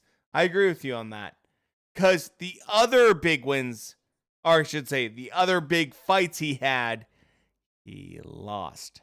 So, which is always something that people point to for Mike Tyson. Another key pioneer in the WBO making the transition. But even as late as 2003, former Vlad conqueror Corey Sanders vacated the WBO. Dude, when Corey so he could Sanders get a crack at the then more prestigious vacant WBC belt when Dr. Iron Fist avenged his brother's defeat to win the WBC belt. Circling back to Calzaghe-Lacey, which happened in 2006, there was another fight that happened that year, and that was a cruiserweight championship bout between O'Neal Bell and Jean-Marc Mormick.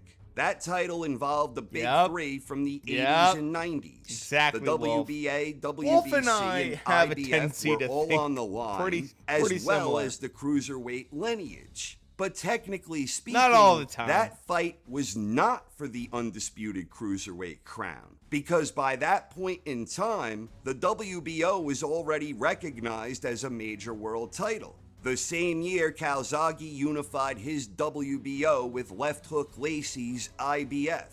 I mention this because after Usyk recently beat AJ for the unified heavyweight crown, I noted that he was the only undisputed cruiserweight champion in history not named Evander Holyfield. It's really hard to I stand by Tyson. that. Usyk and Holyfield were the only two undisputed cruiserweight champions. And that is not meant as a criticism of Bell. That's just a reality. So when exactly did the WBO become a major world title?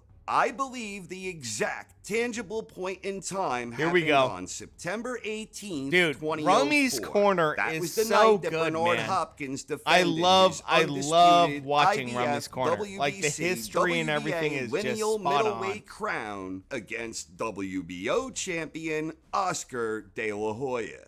That's the answer. It was the first time all four titles were ever on the line in the same championship contest. He's right. And there were no alphabet shenanigans after the fact. Goddamn, man. Bernard Hopkins became the first undisputed world champion in any weight class during the four-belt era. For better or worse, it was at that point that the WBO's credibility... Oh, I love and watching that Usyk word as a loosely, fighter as well. But that was the tangible point in time. And it's when why the I love WBO's watching certain credibility fighters in truly particular. matched the But, other three yeah, alphabet Usyk, bodies Loma, in professional boxing. September 18th, 2004. The official arrival Crawford. of the WBO. Thanks for watching, everyone. I hope you enjoyed and have a wonderful night. There you go. So, moving into some of the later fights right now. Not quite as entertaining. I gotta pee really quick, bio break, and I'll be right back.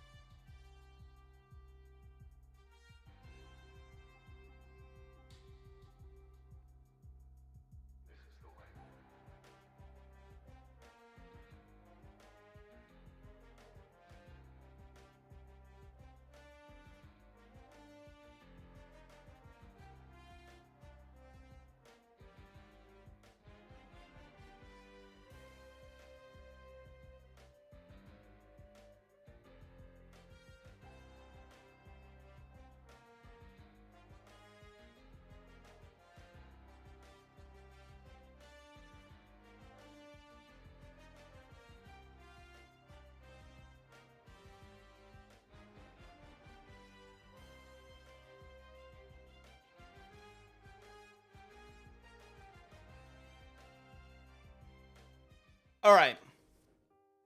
So let's see what happens now in this new fight.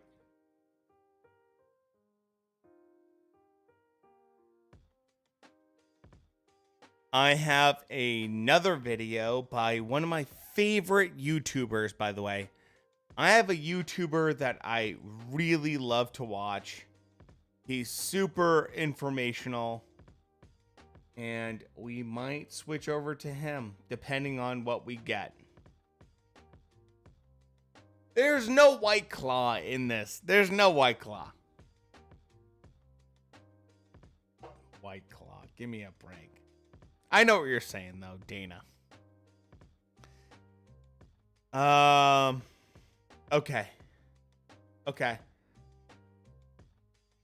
Some real terrible fights. And so we're going to do my good friend, Usyk Boxing. The dude has a fantastic channel. I like to promote him because I feel like he gets boxing to a different level, and he understands a lot of quality boxing. So let's do that right now. Hello, my fellow boxing enthusiasts. Usyk presents Usyk, go follow him. Go give him some props. Of all time. Fantastic boxing channel. We're watching garbage right now on DAZN, by the way. The marquee of all divisions. Nothing gets ordinary folks involved more than having two giants battle it out in the ring for arguably the most prestigious title to hold in all of sports, boxing's heavyweight championship of the world. Look at the stare of the champion against the challenger. The irresistible force meeting the immovable object. Look at the size of the giant. But that doesn't mean that the greatest boxers of all time were all heavyweights. In fact, I would say that most of the boxers one could consider as being one of the greatest of all time are in fact not heavyweight boxers, but fighters of lower weight classes and lighter divisions. The little man with the biggest heart.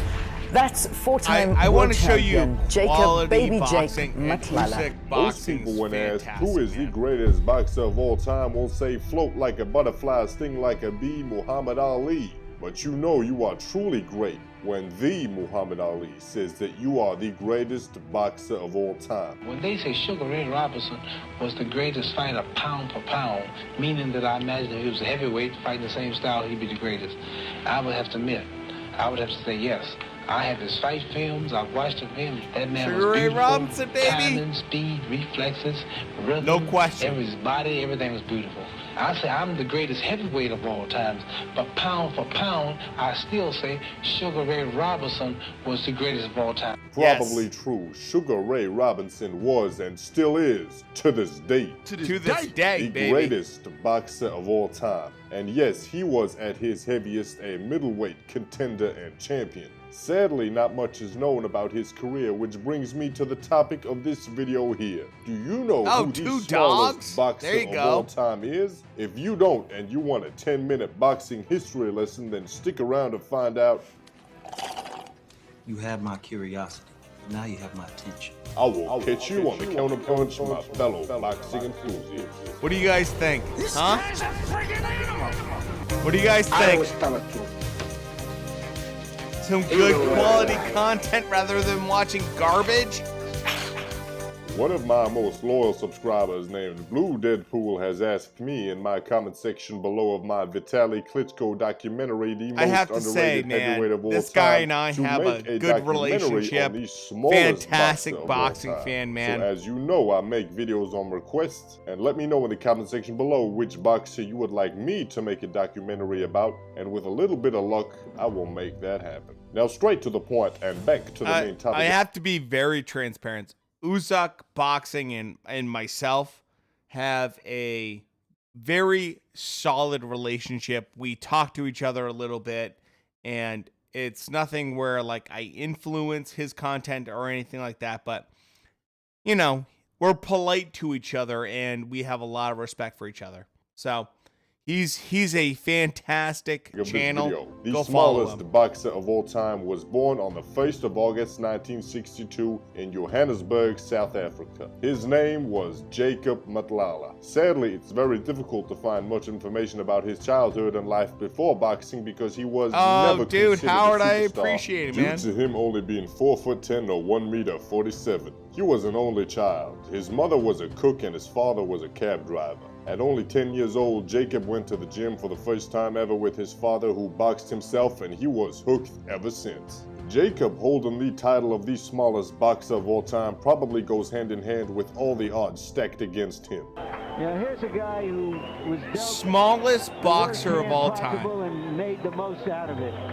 Little guy from Soweto, one of the poorest regions in the world. Nobody would have ever thought that he would become a professional fighter standing only 4'10" and not possessing much power in either hand. Due to his stature, he received the nickname Baby Jake. You don't read anywhere and you don't hear anybody talk about Jacob's power or size in a good way, but something you will in fact hear people say when talking about Baby Jake is his true passion for the greatest sport ever. And this is the stuff that gives me goosebumps. Through his immense passion and will alone, he managed thank to you, climb B3. the I light appreciate that, flyweight man. rankings of the world. I just want us to have a Internationally, good not time, many man. people talk about or Hang even out, notice. watch some But in boxing. Africa, even the late great Nelson Mandela used to joke that he didn't like being in the company of Jacob Matlala due to him receiving more attention and louder cheers when being out in public.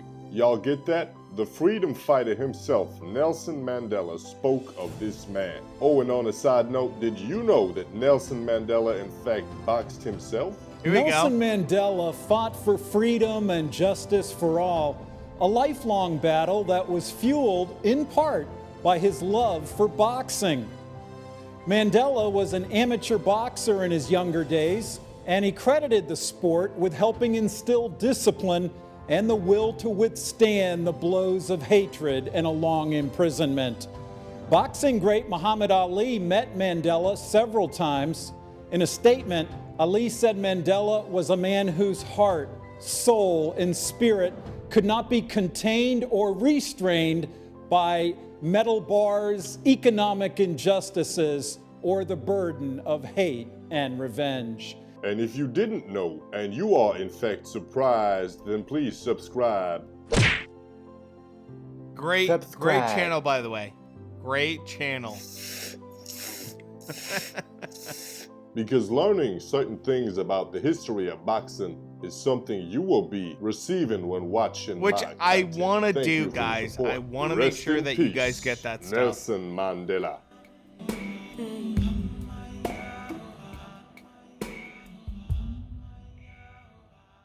Like, Jacob I turned want us to professional have in that fun, but 1979 still. at the age of 17. Now, despite him having lost his first 2 professional fights and having kind of a rough start in the sport, after only his 4th bout, he became junior flyweight South African champion. This guy was a big part of the history books. In his 8th fight, he won the South African non-white flyweight title. African yes, folks, you fighters got that are right. There used to be monster a non-white title and a white title. How messed up and wrong is that? Thank God we live in the 21st century. Listen to that again. Receiving when watching my content. Thank you for your support. Rest in peace, Nelson Mandela. They have a white and black title, I guess. Jacob turned professional in 1979 at the age of 17. Now, despite him having lost his first 2 professional fights and having kind of a rough start in the sport, after only his 4th bout, he became junior flyweight South African champion. This guy was a big part of the history books. In his 8th fight, he won the South African non-white flyweight title. Yes, folks, you got that right. There used to be a non-white title and a white title. How messed up and wrong is that? That's Thank God crazy. we live in the 21st century.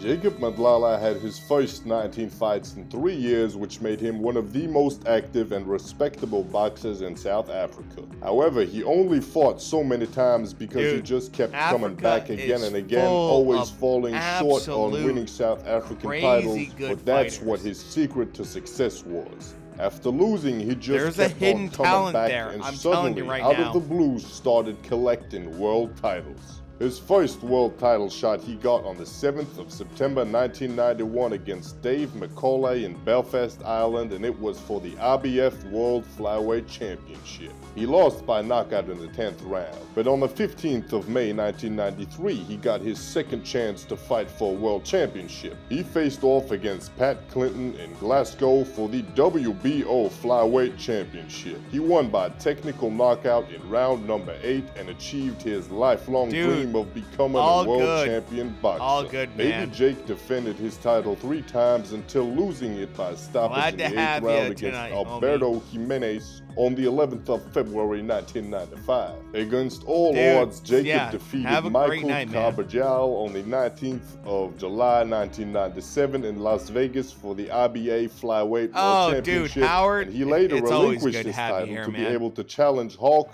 Makepula for the vacant WBO Junior Flyweight Championship. I'm probably butchering these names of these past great boxers, but I'm sorry, pronunciation ain't my best attributee. Sadly, Madlala lost. For the second time in his career, he suffered 2 defeats in succession when his former sparring partner Peter Korshaw defeated him on points for the World Boxing Union WBU flyweight title. However, again in February 1999, Jacob claimed the vacant WBU World Flyweight Championship. Baby Jake ended his 30-year boxing career at Carnival City in Blackman by stopping Colombian the breakdown is just fantastic, for the WBU Junior Flyweight title in the 7th round. In doing so, Baby Jake Madlala became the only South African boxer to have won 4 world championships in his career, versus 54 wins, 27 stoppages, 12 defeats, and 2 draws. The ultimate honor bestowed on the boxer was the arrival of Nelson Mandela and Will Smith at ringside during his farewell fight. Madlala, after the fight, was so overwhelmed that he decided to present his WBU belt to Nelson Mandela himself. The great man Nelson Mandela was sitting and with Will Smith. Will Smith was shooting a Muhammad Ali film in Mozambique, and he was there as a guest to Mandela. So they came to the fight, and out of just sheer humility, I agree. Mandela surprises as always. He jumped over, and I support that. I support that. And absolutely handed his on my belt channel to Madiba. Following his career in the ring, fight Jacob fans. I don't worked care as if a they're a little businessman bit and tipsy or motivational not. speaker, It's all good. and often took part in charity events to raise funds for the poor and those living with HIV. Sadly, my friends, Madlala died in 2013 at the age of 51. He will always be remembered for being the David in a boxing world of Goliath, the smallest world champion of all time. What touches me the most in stories like this is that he had all the odds stacked against him. Many would say he didn't have the gift of God and the physical stats to become a professional boxer, but what many also forget and don't see is that hard work, determination, and the belief in your fucking self is far more powerful than any talent or gift. Repetition is the mother of skill. So, Usyk boxing, he comes up with some very controversial takes, like takes that a lot of people they just don't like. And he comes up with stuff that a lot of people are like, you know, it's tough. It's really tough to kind of deal with. But he's real. I'm gonna move on to let's give Ringside Stories a quick hit. Hey, what's going on, Ringsiders? This is your host, Boxing Subjective Observer, and welcome back to Ringside Stories. Or if you're new, we make content regarding boxing through mini documentaries, backstories, I only give these guys exposure because right now the fights are trash. Feel free to subscribe, thumbs up, and hit that notification bell for the latest here on Ringside Stories. Thanks so much for your support in advance, and welcome to the channel. Devin Haney is still the reigning WBC 135-pound world champion, defeating the WBC interim belt holder and former 130-pound world champion Jojo Diaz by unanimous points decision, with So. 2 judges having it 117 to 111, Armory and the 3rd yet? judge No. scoring the bout 116 I don't to know 112. exactly what you Couple mean, of things to discuss but- and to keep in mind moving forward, so let's break it down with 5 takeaways from Devin Haney versus Jojo Diaz. Let's get into it. Number 1, good performance, not spectacular. It was a typical Devin Haney fight, a fight at a fairly slow pace, No, I which have Devin not. Haney I is have not accustomed yet. to, controlling his opponents by sitting outside of the pocket, fire off his snappy jab or lead straight rights. And against Jojo Diaz, Devin Haney did control the fight at least in the first 3 rounds, which was reflected on all 3 judges' scorecards. And he stayed disciplined, outspeeded his opponent from the outside, also placing some crisp counters, which is exactly what sets Devin Haney apart from all of the other current 135-pounders. That started to shift after round 3 solid as take Jojo right Diaz now. started to push forward, landing to Devin Haney's body. Haney fought back bravely, but it's almost as if he wanted to prove I a point hear ya. similar to I the hear Jorge ya, Shrek. Linares fight in May of 2021. And I get it, Devin Haney is still a young guy who is working to make a name for himself, trying to earn his stripes in a stacked division. That said, Haney just needs to focus on what he does best, which is being the best skilled boxer at 135, using his speed, his length, hit and not get hit. Oh, I Although I got think you, Devin Haney Robinson-Dale. outpointed Dude, Jojo I Diaz quite comfortably. definitely in the end. wanna There were explore too many that sloppy moments place in fight, by far. which Haney might get punished for against more formidable opposition in the future. That's the But on the plan back after, burner of the Teofimo Lopez versus George Kambosos upset 1 week ago, Devin Haney kept himself composed. Unlike Team Teofimo Lopez, Devin Haney did have a game plan which he followed for most part, stayed focused on the task at hand. So with all of that in consideration, Devin Haney's performance against Jojo Diaz was not spectacular, yet solid, and another good learning experience for the Dream. Number 2, just 23 years of age. Yes, although he has close to 30 fights By the way, under guys, his belt as a go pro show boxer, these guys you some might overlook love the on fact Devin YouTube Haney and just turned tell them that 23 Glove Talk in sent November. you. Jojo You Diaz know? was the WBC interim title holder and a world champion in the super featherweight division, which Diaz had effectively outgrown. This is a Jojo quality Diaz video. holds wins over former world champions Victor Terraza. It's better than Motivedia, who just does pure hype videos and doesn't give you any facts, by the way. And Tevin So- Farmer, albeit in lower weight classes. And coming into the Haney fight, Diaz suffered only 1 defeat, which was a points decision loss against talented featherweight Gary Exactly, Russell Shrek. Jr. Now, I You wouldn't do go that. as far as to say this was Haney's best win so far as a pro, because I think Haney's win over Jorge Linares was better, especially since Linares held more world titles in different weight classes and is more proven at 135 than Jojo Diaz is at this point in time. However, Haney did beat a tough competitor who offered Devin Haney good rounds of experience, and also this was Devin Haney's win over a 3rd former world champion in his last 3 fights back-to-back. As stated, Devin Haney seems to be dedicated to the game, seems to have a good head on his shoulders and a good team surrounding him. Oh, dude, Robinson-Dale, I'm glad you're here, man. Moving forward. I mean, dude, I'm just here to have fun and watch boxing. Devin might be able to with outskill fans many of that, his you know, opponents enjoy without that having kind to of stuff. force a stoppage with the chance of getting seriously hurt himself in the process. Number 3, Devin Haney has no pop at 135. Yeah, Devin this is Haney the will big be thing. expected to step up in competition again very soon, which means he has to be able to keep his opponent off by By any the way, means other I'll than give you his guys punching a power. quick The taste Jojo of Diaz fight Motivedia proved after once this. again that Devin, the Dream He's Haney, not does not a have bad the punching editor, power to like, trouble he's his opponents great, at like, 135. videographer Even kinda Jojo guy, Diaz, but who just came up he to doesn't lightweight. tell Now, as you per jack brand, shit Devin Haney prefers compared to to stay this. on the outside, work behind a fast jab, and occasionally puts his punches together, working his hand speed. There's that uppercut. He landed it a handful of times this time, but he's not staying in there long enough for Diaz to land anything back. So he punches, gets out, and shifts. Devin Haney is a finesse fighter who relies on boxing skill. No bits, counterpunching, but you i.e. can the always, sweet signs of give hit me and not get hit. The issue little arises when Devin donations, Haney starts to act on, out of character, gets in Twitter, the pocket, engages through with his PayPal. opponent, attempts to go look for And the I'm gonna knockout. do, Now, we all I'm remember gonna that do moment in a, the Jorge you know, Linares fight in Patreon May of kind of 2021, stuff 21, pretty which soon, was by the way. a punch really out of nowhere. That's the next big thing. I didn't get dropped. I didn't get hurt. After the Like new they did, year we saw is other doing fighters, in Patreon the for you lightweight division guys get dropped, to give you and, guys the world praised options them. so that you I get hit don't with have a big to shot, and they act like it was something. It was nothing. This is boxing. You're going to get hit with big pay shots. money I to continue to Twitch hit with and big then shots me. all through the fight. Haney was controlling the fight for And 9 give you guys rounds more against content. the former 3-weight world champion, outboxing, outmaneuvering the vastly experienced Linares, yet seemed to force to get the stoppage against Jorge Linares, who prior had been stopped many times. So Devin Haney was trying to force the stoppage against Jorge Linares and almost... I absolutely agree with that. Now, I want to show you guys something really quick. Really quick. In comparison. You ready?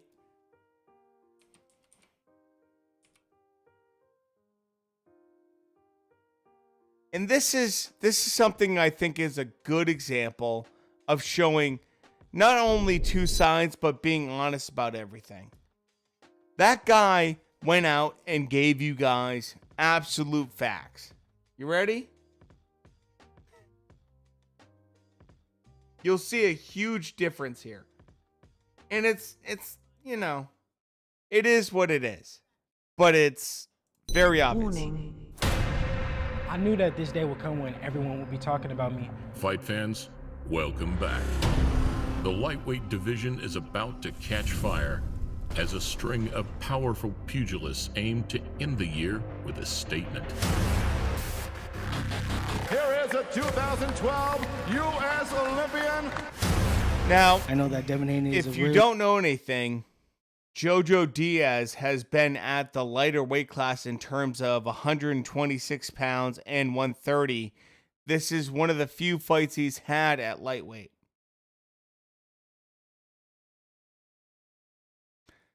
Jojo's had about 2-3 fights at lightweight. So this is his third weight class. Devin Haney is oversized for the weight class. Now look how this is presented. You ready? Really skilled, elusive fighter, but I'm a dog. Beautiful On December presentation, 4th, by under the way. Las Vegas lights, talent meets tenacity as one man seeks to rise to the next level. One's going up 3 A young weight classes. champion with unshakable belief in his boxing ability, I've always been a slick boxer, always had skills.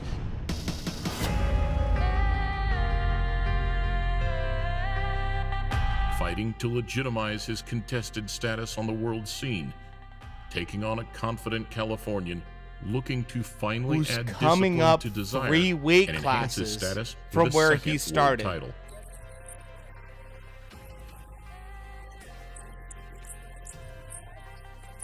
In this latest episode of our Closer Look series, we present Devin Haney. He's a tremendous fighter, unbelievable talent. You know, one of the biggest young talents in the sport. Good call. Versus Joseph Jojo Diaz. You're ready, one of the top guys at 135. Absolutely, let's get it on.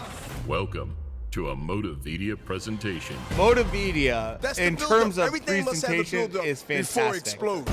Great fight hype. Across two-thirds Great of fight his last hype. outing, Devin Haney was one step ahead of classy veteran Jorge Linares. Until he got absolutely rocked halfway through. You know, he's looking to win and try and get the Teofimo Lopez's and the Tanks. But for Let's yourself, show after that the great sixth fight round with Lomachenko, on. To say thank you, Jorge Linares. He's a great fighter. victory for you will lead you to all those names. And now this time I feel much better than the fight with Lomachenko. So Linares been harassing me for a minute, saying some crazy stuff like I was scared or something. Like, sign the contract, you're scared. we'll see Saturday. Popping a powerful jab, maintaining space and distance to perfection, while skillfully weaving away from Linares' What happened combinations. the last half of Everything that was fight, going though? to plan. But I do like the timing. I like the punches When that Linares, is looking yeah, for. hit him He's not brutally. letting him close that distance. And again, right uppercut for Haney. But when Haney's safety-first approach waned for a split second, he went on the mid-range to flush inside right hand range. left Yeah. his senses No. jumbled. As Linares smelled blood, a routine night's work suddenly drifted in. Linares went from fighting on mid-range to inside range, and Haney went from fighting on outside range to mid to inside range, it favored Linares, which was the dumbest situation possible for Haney. Right hand over the top. Caught him again. Caught him again. Double left hook. As fans in attendance and at home anticipated a dramatic twist in the narrative. And how about Haney still standing in the pocket? If he makes it through this round, he wins the fight. Still undefeated and still well put together. But Teofimo Very Lopez well put has together. been out there saying, I want Devin Haney next. I am undisputed. I fought for those belts. Devin Haney is not a world champion because they elevated him via email. A, do you believe him? And B, do you want that fight? Of course, I want to make the biggest fights happen. Following his 26th professional victory, Haney was labeled fragile by some. Haney? He's probably the chinniest. Oh, Rolly, our best friend, boys. He's the Amir Khan of 135. Rolly. Ryan Garcia gets dropped, right? I know. This is why this video is so fun. Looks like he wants to. Oh, left hand sends the kid down. I get hit with a good shot, I always stay in the world. Others commended his toughness. How it will affect him going forward is anyone's guess. Good job. How is it power compared to Loma? This is where I get a little bit critical. Like, I want opinions. After a moderate run that saw him record victories over the likes of former unified world champion Yuriokis Gamboa. Gamboa is no one is widely respected. Big anymore. Right hand there from Devin Haney. Going downstairs, it goes down. There's another Tank one. beat him They said with the legs are 2 the first thing to go, ruptured but power and Achilles experience are the heels. last thing to go. This fight is not over. Haney is still If that's your knockout gauge. and still undefeated. Plus unbeaten duos Zuar Abdullayev and Alfredo Santiago. That's your standards. Great speed and combination. That's your power from standards. Haney. We talked about Floyd Mayweather and being in the gym with Mayweather as he got ready for Conor McGregor. The key to the fight game, this period, the key is to take less punishment. This didn't age well. Hint of a shoulder roll there. The less punishment you take, the longer you last in the sport. Because, you know, I was in 21 years. It was the first time the WBC lightweight champion had faced true adversity. This vocal young boxer who holds Floyd Mayweather aspirations can afford no such lapses of concentration in his next headline Very attraction. true. I want to shut you up or I want to show out, and I want all the smoke. I want anybody. Facing Haney will be a distinguished former amateur who represented the U.S. at the 2012 Olympics. Yeah, JoJo's Diaz has already no posted joke. praiseworthy performances JoJo's during also his lower weight campaigns, fighting at pushing the 126 excellent Gary pounds. Russell Jr. close in a spirited 2018 crack at What Russell's weight? WBC featherweight strap. This man, featherweight Gary Russell Jr. strap. holds the WBC featherweight championship of the world. And Gary Russell They're talking about featherweight straps compared to a lightweight strap. WBC featherweight champion. If he wants to See come the difference? in there and box, Like, we have the ability to be equally as comfortable. Left hand to the You're body. talking about Left hand featherweight upstairs by compared Russell to counter. lightweight. Lomachenko's body attack. If he wants to come in and be rough and rugged, we can be comfortable and do that as well. Russell at a distance. Gary Russell Jr., he does. Oh, dude, Leo's a great fighter. I mean, Tank I know put he's his the lights toughest in out, the but division, still a but good fighter. I'm willing to go out there and defeat him and bring back. Look the at WBC JoJo title. back in the day. But he's trying to still get the timing of Russell. Gary Russell, who fights once a year. That's cute. Shine to the body and a beautiful right hook upstairs by Diaz. Diaz bouncing back. Gary Russell fights once a year because he knows he can win once a year. Gary Russell. The only Diaz time learned that from was his not night's true work was with and Loma. returned stronger. I mean, Gary's JoJo was better equipped to deal with the pressure selective. when his biggest moment so far arrived in early 2020. Yeah, Farmer. The rugged Californian overcame a gruesome cut, battling against the odds to Farmer dethrone has no IBF pop, super though. featherweight king Tevin Farmer. I seen someone walking up and it was Tevin Farmer and I was like, what's up? And he was like, what up? And then we just had an altercation. I was like, yo, let's make this fight happen. He wanted to make the fight happen. I don't care where we at, boys. I don't care where we at. I don't care. JoJo's a bad dude, man. shortly after moved up to 100. I remember watching that fight, by the way, and I was just so impressed with JoJo. JoJo's output was phenomenal in that fight. I've been dreaming about this opportunity, man. I was shocked he wanted to go up in weight, by the way. Shocked he wanted to go up in weight. But he got the job done tonight. Diaz's professionalism was later called into question when he weighed significantly Oh, over you wish the Russell fought Tank. 130-pound limit. That would be so fucking interesting. For Diaz. Against Shavkat Rahimov. 129.8. In the first defense of a title he toiled so hard to achieve. You know, I had a long layoff during training camp, gained a lot of weight, you know, quarantine and during my girl's pregnancy. Yeah, it wasn't a great fight for him.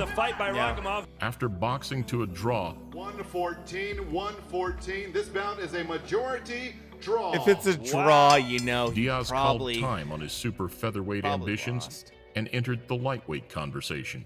I moved all past that. I plan on taking the tough challenge with Javier Fortuna. A lot of people have been ducking him. Fortuna, by the way, that Looking okay. sharp and crisp. Fortuna should have been a fight for Ryan Garcia. That should have been a Ryan Garcia fight. Plain and simple. Ryan Garcia ducked that fight. For Mental long health, spells of you his know, maiden outing, whatever. Diaz outpointed And tricky Diaz Javier did a Fortuna. great job during that fight. He definitely showed he is the champion at that weight class. Stadium right now, Los Angeles, California. Great moment for Diaz. I mean, how about Diaz now putting the pressure on Fortuna? I remember thinking like JoJo Diaz is no joke at lightweight. The 28-year-old Golden But Boy fighter has now laid he's down now the coming up foundations multiple to become weight a classes. recognized player at 135. Originally preparing for a bout against Ryan Garcia, Yeah, I Diaz now remember enters that. an equally enticing matchup Didn't happen. against a WBC title holder seeking to make the Didn't fourth happen. defense of his contentious crown. I love this. I'll go one just like this. The size dimensions are intriguing. Naturally smaller, Diaz will concede 2 inches in height to a man 6 years his junior. Haney's monster 7-inch reach advantage could also be a key factor, and he will aim to slam a ramrod jab into his opponent's face at every opportunity. Yep. Neither are massive finishers. JoJo has boxed around 100 rounds more, but prior to the Gary Russell fight, some of his distance encountered lacked the fizz and energy expected from a verified contender. Having cataloged his weight-making woes, some outspoken observers believe Diaz's disasters are self-inflicted and highlight out-of-the-ring misdemeanors as indicative of the Southpaw's questionable discipline. Outside of the ropes, 2 passionate fathers will seek to steer their sons to victory. The quick-fire profanities of self-trained coach Joseph Diaz Sr. So you learned how to be a boxing trainer off YouTube videos? Crazy. That's how it started, and then, you know, just from the being around the environment, being around trainers, watching. Pitting his wits against Bill Haney will no doubt provide an interesting side narrative. Yeah. There's been a lot of proud moments for sure. Him and Floyd. Fresher than the battle-scarred Linares, if Diaz gets Devin on the hook, he may not be as quick to let the dream wiggle away. If Haney's vulnerabilities are ingrained, then Diaz will aim to discover and exploit. JoJo handled the slicker Tevin Farmer well on the inside.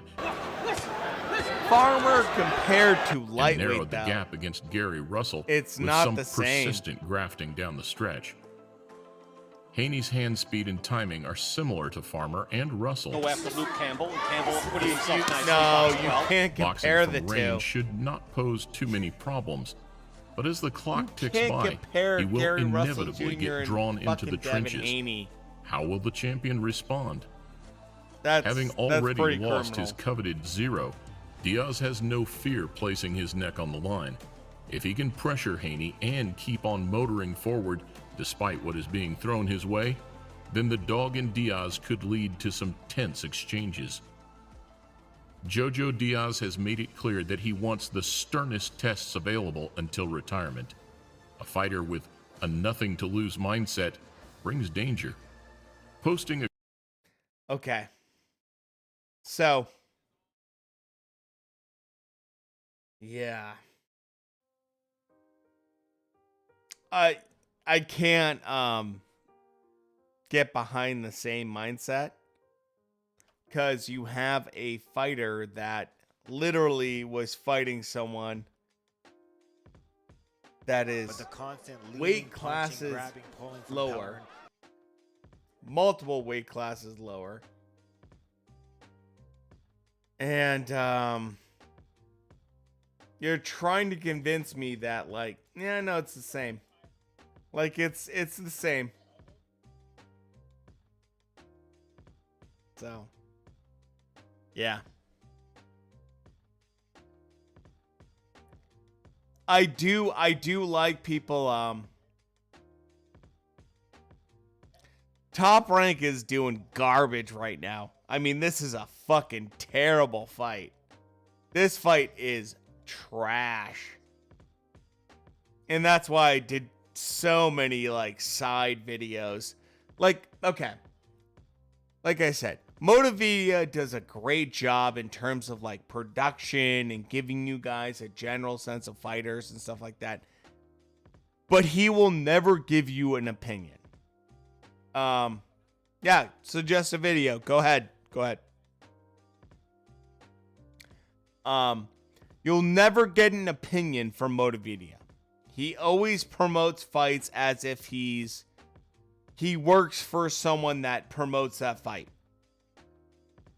And it's always like, oh, there's a 50-50 chance. And it's like, there's a good chance of this and that. And it's like, no, there isn't. There really isn't. And there's usually someone that's going to win and someone's going to lose. So I just like to be honest with people. And I've had people say, like, oh, I bet stuff, and, you know, you've called it, and Curb Your Clout Boxing Edition. I'm not perfect, don't get me wrong, but, like, Motivedia just promotes just general boxing. And I like that, because it's like, it gets people excited for fights that they shouldn't.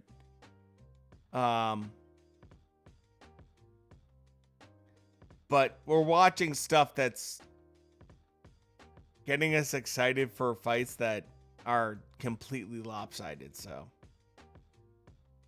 Shrek, bring it on. Like, give me anything that you want, man. You know? This fight is terrible right now by Top Rank. Holy shit, this is a bad fight. I'm watching BETRBIEV warm up right now, and at least there's some kind of hope, because holy shit, this is just trash boxing right now.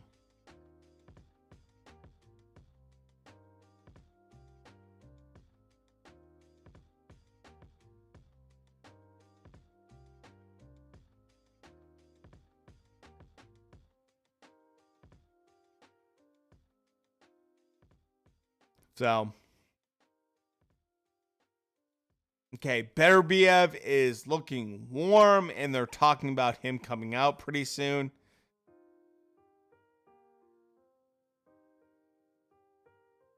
Okay, let me look that up really quick. YouTube.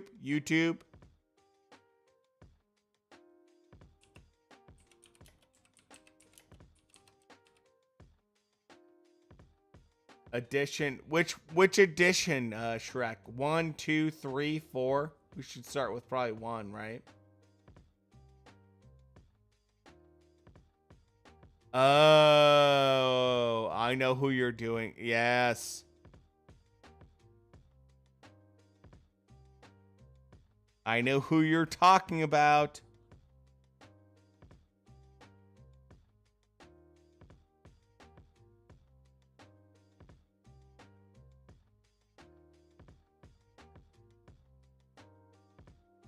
I know who you're talking about. No, I watch this guy all the time.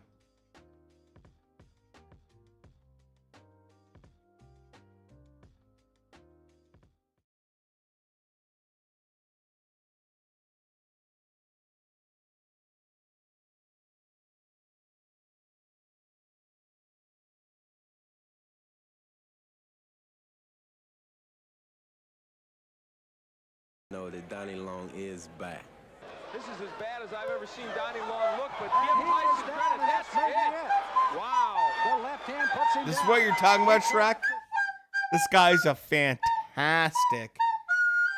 Honcho editing is fantastic. Part in the build 4, up to the Crawford I'm doing John part fight, 1. Crawford and his team was grossly disrespected by John and his team. It all started when John failed to attend the press conference. Instead of attending, Fantastic John had a boxing cardboard YouTube cutout channel. of him in his place instead. A member of Team Crawford put in his 2 cents of the situation, which it foreshadowed what was going to take place that Saturday. The champ is giving you an opportunity to fight for his title, and you're gonna send a cardboard box, man? Fuck you. It makes me mad because that's showing you that you don't have no respect for the champ. At least have enough gratitude to come in and say, thank you, man, for letting me try to challenge you for your title in your hometown. That's Bomax, a no-joke trainer, man. You start disrespecting him, his camp, then you asking for an ass whooping. This is great, Shrek. Thank you, first, by the way. Completely dismantling John. Crawford just destroyed him. Crawford would, after the fight, put in his 2 cents. Well, you can look to your left and you can see those 2 guys over there that called me out. He called me out twice. Did you get what you was looking for? Yeah. Don't you have any respect for him at all as a fighter? As a fighter? I think he should be locked up for impersonating a fighter. Liston and his entourage was walking through the casino, and he all of a sudden stopped, held up his hand for his crew to stop, pointed over and asked, "Isn't that Cassius Clay?" Liston walked over to the crap table as Clay was playing. As Clay was about to look up, Liston smacked him across the face. Clay said, what'd you do that for?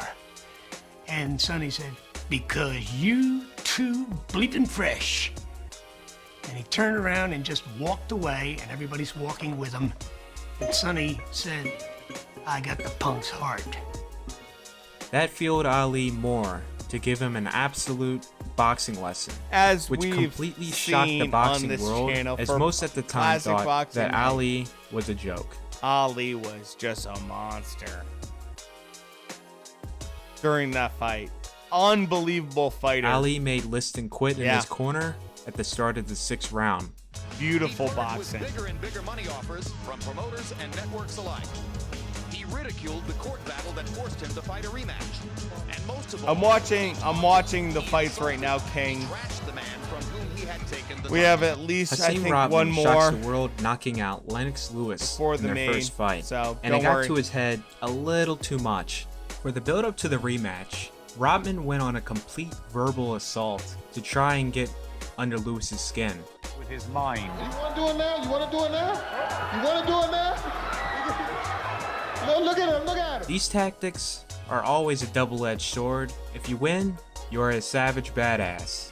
If you lose in this fashion, it can be the most embarrassing thing. In this case, Lewis sent Rodman to the Shadow Realm, in which he was never really able to rebound and escape from. This will be the end of Lennox Lewis. If he holds true to his word. You know, he might want to stick around and fight on some of my undercards. Oh, Robinson-Dale, yeah, but which yeah, I really man. don't have a problem with. Not the counterpunch. Oh. It's over. Lennox Lewis got revenge. Has captured his revenge. And now it's Rothman complaining in the corner. I ain't gonna go on and tell you about points or anything like that. I love this a complete fight. Knockout. One of my favorite fights of all time. I've trained so hard. I'm so focused. I've got one vision, and that is a complete knockout, as I keep telling you guys. I fucking love this fight. And just enjoy the fight, because it's going to be one unbelievable fight. And there's only one winner, as I always tell you guys in every press conference. You're looking at him. Easy. Now, this match was obviously going to make this list. Barrera, whom was quite soft-spoken and said very little to the build-up to the fight. Hamed was a complete ass for no reason. In this situation, Hamed is punching down rather than up or on even grounds. It made him look like the bully, and in most cases, there's never a good ending to the bully in these tales. Barrera The best gave fight. him an absolute ass whooping. Barrera it was so just bad, crushed it him. completely ruined Hamad's career, killing Yeah, his that's drive Prince. to fight.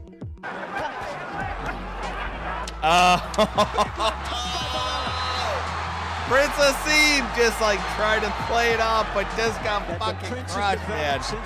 This is the end of the Prince. Barrera was a meat. By the way, Barrera's not a one-time one-hitter, man. He was a bad motherfucker. Well, this is for all the Mayweather fans Barrera out there. was a bad The fight motherfucker. all started off with Hatton roasting Mayweather after knocking out Jose Luis Castillo. Mayweather or about a potential fight with Floyd Mayweather. You know, this fight tonight, what round was it? Round 4. I think you saw more action in these 4 rounds than you saw the value for money in Floyd's whole career. Thousands of Hatton supporters flew in Hatton. to support him, and it opened for quite an interesting weigh-in, as the Hatton supporters completely drowned out the Mayweather supporters. I gotta be honest. You don't have to like Hatton, but this dude brought nothing but huge fan support. Massive fan support. There's been very few individuals that have the fans like Hatton. Come and see, Floyd. Hey, who's taking the belts? I mean, come on, man. Let's fucking have it. Mayweather would take Hatton's O and send him and his army back Mayweather to the UK. just fucking destroys him. And makes Hatton look like a bitch. What a perfect shot. The left hook by Mayweather and Such a good fight. Every situation for Hatton. It was just. I'm talking like Victor Ortiz says some cringy things at times. If you're talking to me, you're literally talking to a tree, bro. But man, this takes the cake here. How you gonna say you're gonna be winning all those titles when you still have to handle your business first? Which that is his opponent, Luis Collazo. This is a perfect case of handling your business first and do your talking last. The tree, bro. Yeah.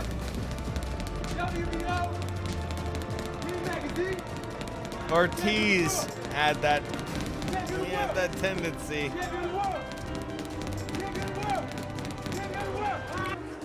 I don't think it was his last KO, but it was one of his most brutal KOs. You're not fighting, buddy. I know where. I know where. The press conference was held in Los Angeles. Everybody was there. And Fernando challenged his manhood, challenged his ethnicity, challenged everything.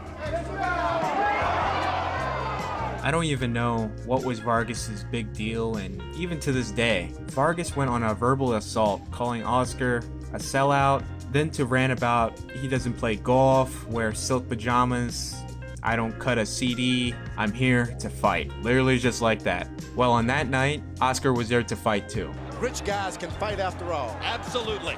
Just the point I was about to suggest. Oscar De La Hoya, man. Pajamas and all. No matter how many hundreds of millions of dollars are in the bank, silk Oh, pajamas, beautiful. Oh my God, dude. Caviar. I think if Oscar Oscar De La Hoya, man. Back in it. Oh, man. Back When in watching the the day. broadcast of this fight, when Vargas is entering the arena, Chavez Sr. is by his side. After losing and heading to the locker room, he is nowhere to be found on frame. Prior to the fight, but usually, especially when you have a real brutal fight like this where both guys was hurting each other, you develop respect along the way. But in this case, You can say what you want about Oscar to these Golovkin days, in most but of the build-ups to his fights. He's Oh, a rather Golovkin. polite, well-mannered Great prize fight build-up. especially back in 2013. Curtis Stevens had absolutely no chill to the build-up to this fight. Abel was writing checks that Oh, this is one of my favorite knockouts ever. One of my favorite knockouts of all time. Stevens trolls Golovkin on Twitter by posting an image with his boys having a candlelight vigil by a makeshift grave labeled "Rest in Peace, GGG." I ain't even mad. This is just pure entertainment. Don't right do here. that Besides against the Triple G, embarrassing man. knockdown, Stevens, unlike almost all of the people on this list, did have some moments. Triple G, man. Fucking monster. He's one of, oh, that right there. That face. That's one of the best faces in boxing history. And Stevens doesn't look all that good. I asked him, "You serious? You serious?" Okay, yeah, I'm serious. But at the end of the day, Golovkin made him a good boy. And on top of that, this is Curb Your Clout, the boxing edition. For more installments, be sure to like, and if you're new, subscribe. I am Office Honcho, and I'm Honcho, dude, does a great job. Curb Your Clout will do number 2 because we don't have anything good going on in terms of actual boxing. Let's watch some quality YouTube. By the way, guys, go follow these guys. Can I just say, go follow these guys. We have fun watching stuff, but these guys are putting together fantastic videos. I try to do it myself. I have some good videos on YouTube, but these guys are putting together. They've been doing it for 8 years, longer than me. And so, much respect to them. We're watching people that have been doing this for almost a decade more than I have. And I have to give them a lot of respect because even though I think I make good quality YouTube videos, these guys are the pioneers. So let's give them some respect. I will make a part 2, you assholes. Previously on Curb Your Clout, the boxing edition. This is a big win. Oh, Triple G is, yeah. Long is back.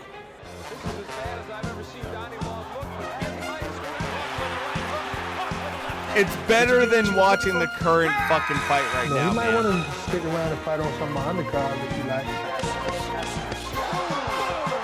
And there's only one winner, as I always tell y'all guys. You're looking at him easy.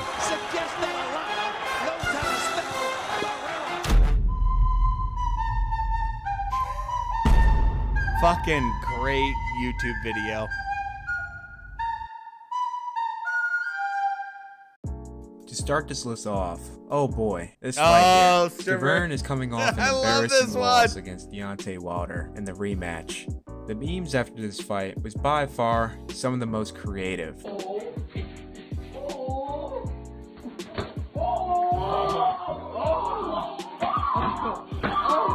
With this fight being announced, Stiverne is already talking about what the outcome is going to be, and he's already throwing out his future plans of dethroning Anthony Joshua. He stated way before the fight he was. It feels like friends coming over for a late night spritz. Dude, yeah, absolutely. Training in the mountains and has racked in thousands of rounds and has ran I feel like I the just link to love his full statement will be in the description box. It's almost hard to believe. I love showcasing really good quality boxing channels, by the way. I'm not the only person that's making content on boxing on YouTube or on Twitch or anything like that.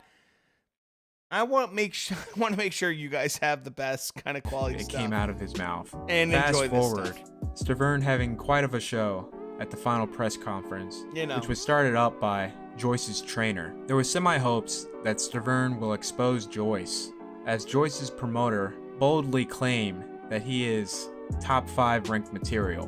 Whatever hopes there was, all died at the weigh-in. Stiverne weighs in at his all-time career high. This post on r/boxing on Reddit just about killed me. The blatant sarcasm of this caption had me weak. Well, I can't really show you any footage of this fight since it hasn't really been a year yet. I will show through photos and describe to you what happened. Whack. This is probably the worst I've ever seen Stiverne. This is an all-time low. This man looked gassed out by the opening bell. Training in the mountains, thousands of feet above sea level? I doubt that. The dude was training in the Salton Sea, for all I know. Though he lost just as embarrassingly as in the Wilder fight, somehow, in some way, he did expose Joe Joyce. From a Boxing Scene article post on Facebook, fans were so disappointed in Stiverne's performance, they shared this absolutely savage meme. Dude. So Not as much. Like I said, Joyce. I mean, Joyce is someone I always criticize and everything like that. But like fucking Parker's looking pretty weak himself, so you know, Context there's some needed fights with out this there. fight than the previous entry. Things didn't start to get real juicy till fight week, when Brooke was constantly mentioning he was going to give Spence Jr. the chocolate brownies. He was very adamant about it. Saturday night, chocolate brownie special delivery. I'm knocking you out. Promise you gonna be a fan. Promise you gonna be a fan. Watch what happens when I get my hands on you, bro. I don't know what a chocolate. What is a chocolate brownie? What is it? That's watch what happens. Chocolate brownie. You named it that? One true fit. That's so lame. Chocolate brownie. You get cootie points for that? So Spence ends up running through Brooke after the first half and stopping him in the 11th round. After the fight, Spence savagely celebrated his win by posting a video on Twitter of him eating some chocolate brownies. During Rodriguez's media open workout, Inoue's father/trainer was spectating the workout. He decided to take his camera out and film a little bit of the session, probably for social media. Rodriguez's trainer comes out, pushes Inoue's father, and tells him to stop filming. Telling him to stop filming is one thing, but trying to intimidate the man and use physical force before telling him to stop filming is completely out of line. Then Rodriguez's trainer states that everyone stared and gave him an attitude. Well, they have a good reason to give an attitude. The boxing scene in Japan is completely different from the boxing scene in Western countries.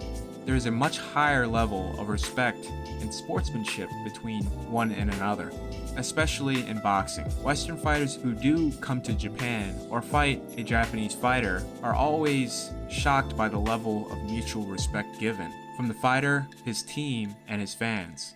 So for this to happen, Manny Rodriguez and his team have sealed their fate. Though Rodriguez's trainer is the one who did these acts, he represents his fighter and the rest of the team. If Rodriguez didn't think what his trainer did was wrong, he approves of such unsportsmanlike behavior, and he's doing his dirty work. Inoue smashes Rodriguez in 2 rounds. Oh, dude, Inoue, monster. Very fitting, very fitting. Though Khan was coming off a loss against Peterson, many thought he won, and his stock was still up. And this fight here was for all the marbles, plus Khan's relevancy, as this fight was for the WBC, WBA, and Ring Magazine / Lineal Junior Welterweight title. I never said this ever at a press conference. I will knock Danny Garcia out, and I will win the world title. Khan saw this as an easy fight and was already calling out Floyd Mayweather. He accused Mayweather of using steroids and went on to say he would flatten Floyd Mayweather. Also, Floyd Mayweather is someone that we're looking at. I think I'm the younger, hungrier. I think Floyd now he's going downhill a little bit now, whereas with me, I'm getting stronger, I'm going up.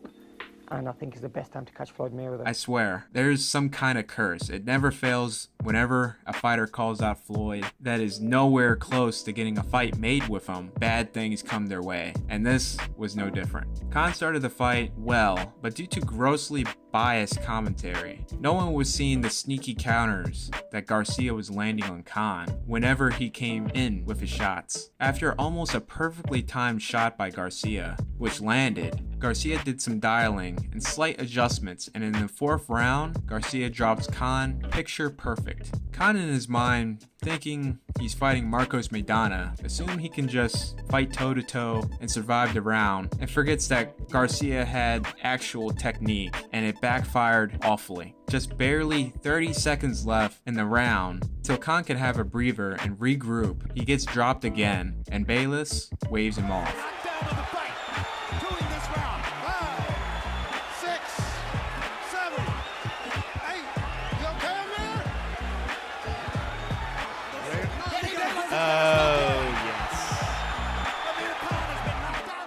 Khan was never able to recover, and he was left behind and thrown up on a shelf to gather dust as guys like Danny Garcia, Lucas Matisse, Keith Thurman, and Lamont Peterson rose up into the spotlight.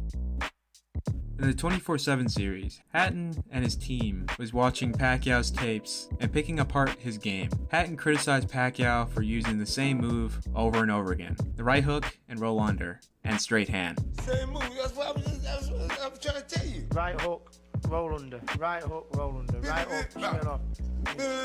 Drop my button. Just give him something to spin off onto. And guess what happened? He gets dropped by the right hook while rolling under Hatton's shot. Right hook, roll under. Right hook, roll. And he was floored by the straight hand. Oh my gosh, what a straight knockout.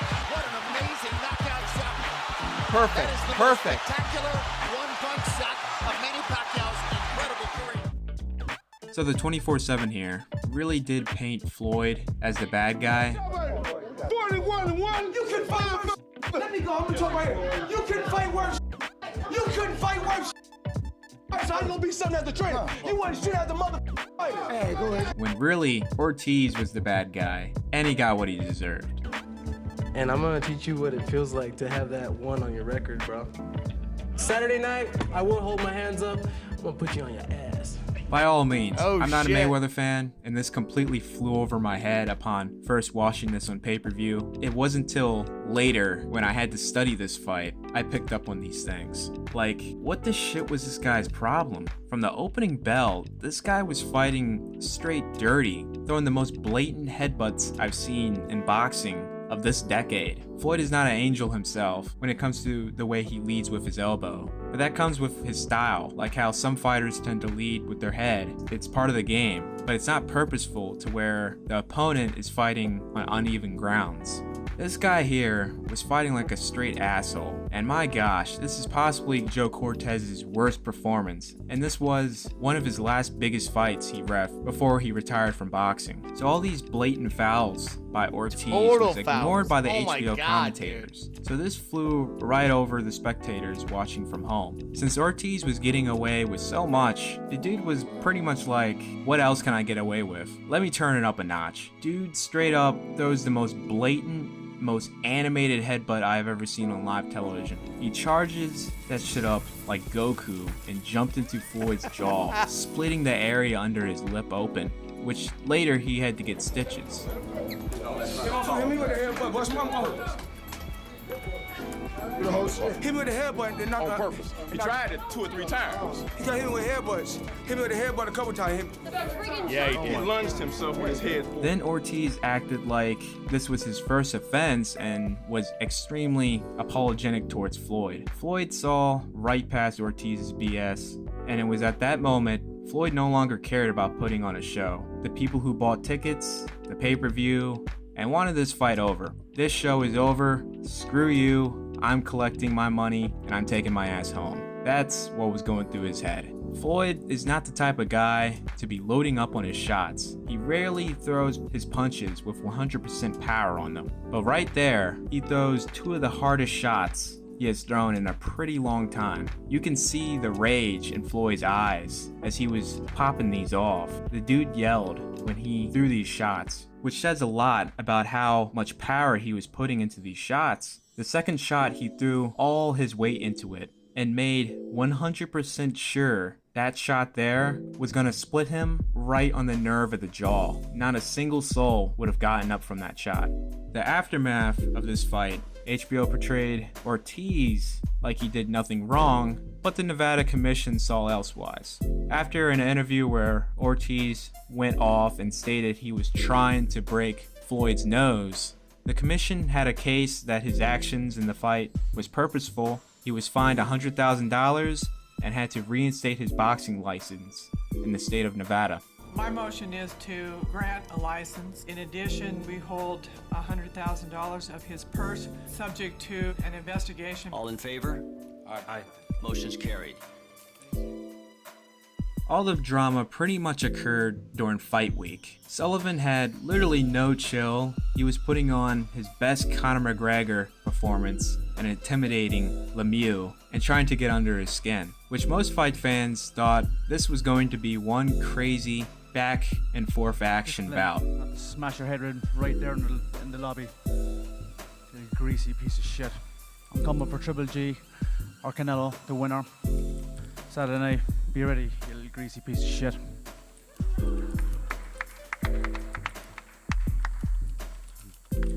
On fight night, I'll have to look back on my old SD cards. I'm pretty sure it was this fight. But your boy was in David's locker room to get some B-roll footage. And when I first came in, you really felt the energy in the room. Dude was straight focused and a bit angry. If this was Hajime no Ippo, homeboy already had the green glowing eyes. The music he was warming up to was a bit odd. It was something that you would hear most likely in the Godfather soundtrack. Some real eerie vibes in the dressing room. Sullivan had woken up a beast, and it surely didn't take long. Lemieux made quick work of Sullivan in the first round.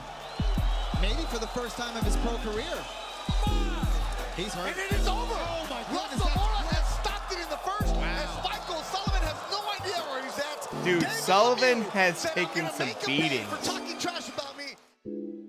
The Mayweather curse hit Rousey big time. Rousey practices boxing for a good year by a boxing coach who is more credible than Frank Dukes, and she thinks she's the absolute ish, in which she forgets that her world-class skills in judo is what got her there in the first place. Yeah, Ronda Rousey. She calls out Floyd Mayweather during the ESPYs, and shortly after that, she was on the cover of Ring Magazine, the most prestigious magazine in boxing, literally the Bible of boxing. For fans of boxing, this was an absolute insult, and it was an insult to female boxers who were much more qualified and never made it on the cover, but Rousey did before them.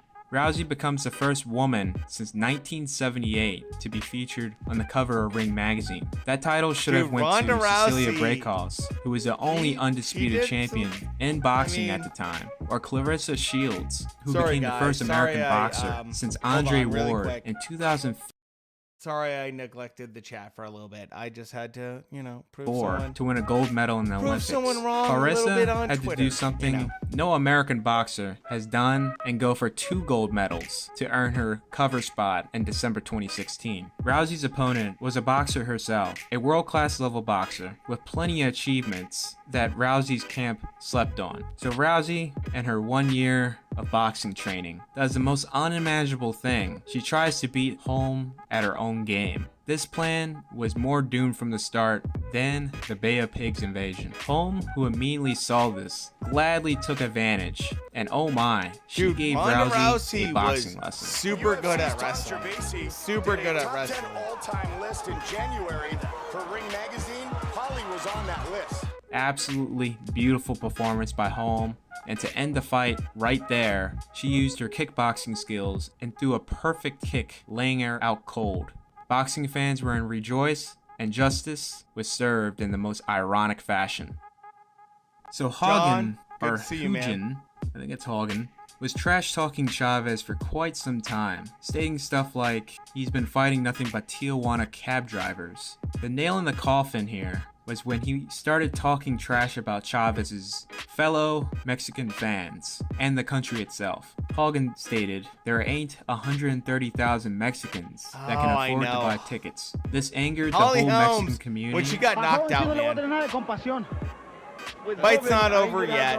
We're watching some very garbage, low-level DAZN fights.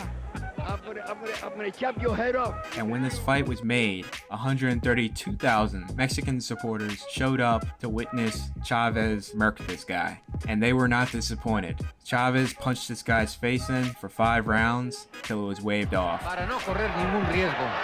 Le metió la mano derecha y está cayendo Hogan. La izquierda velocidad. La mano derecha retroceder estadounidense de espaldas a la propia esquina. This really doesn't need any type of context at all. Literally just speaks for itself. And I'm gonna get right over you. I'm seeing people on, I walk this Twitter earth like say a god. this fight card's You know what pretty I'm saying? terrible. You go back and you do your training, and you get in preparation for what you're gonna think you can do. April 9th. Yeah. So after that, we also have this is pretty guy, much up there or with a demigod, terrible fight paired up card. You against guys are Joshua. not missing It anything. didn't really last long at all.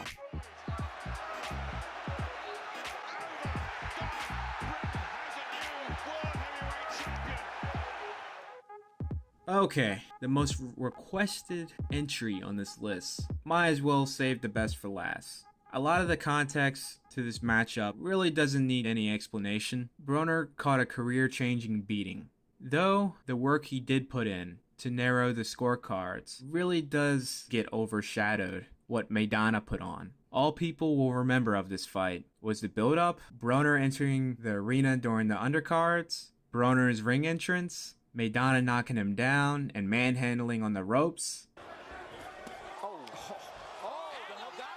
And lastly, the expression on his face as he was being guided from the ring to his dressing room. BROWNE And on top of that, this is part 2. And the fact that we have what is your favorite new moment? For more videos like new these, competitor be sure to that like, wants to and if you're new, point subscribe. out that he Follow wants me to on fight Instagram for Adrian updates BROWNE. It's on future like, content, come on, man. boxing news, memes, and whatever. It's like, come I'm on. Office Honcho. Let's go. Let's go. Let's go.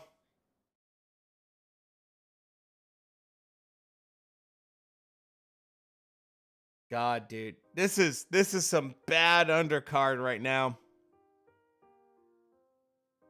Some bad undercard right now. Let me know if you guys want some more like interesting entertainment, I should say. So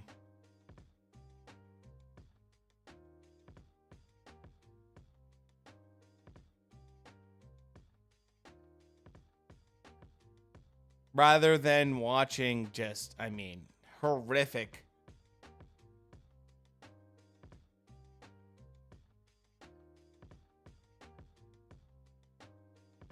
Okay.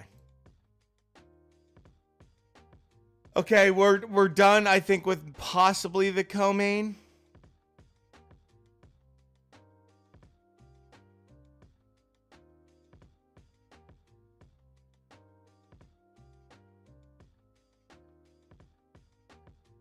Oh man, the bad undercard is bad. There we go. I've got it for you guys. So I made sure that we passed all the garbage.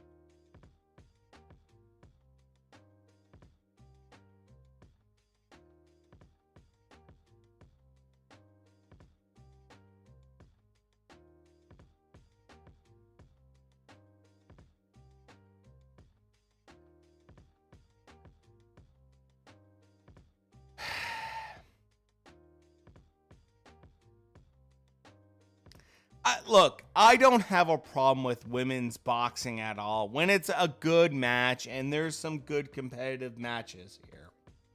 But I'm not going to show that if we don't have to. When it's not.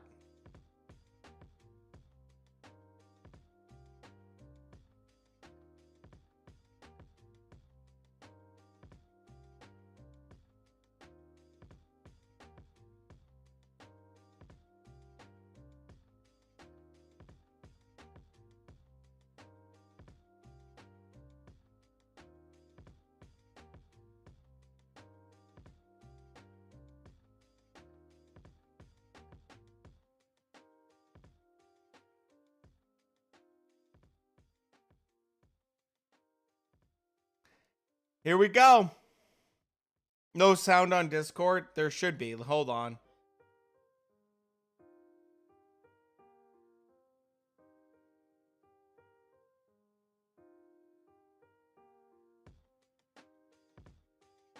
There you go.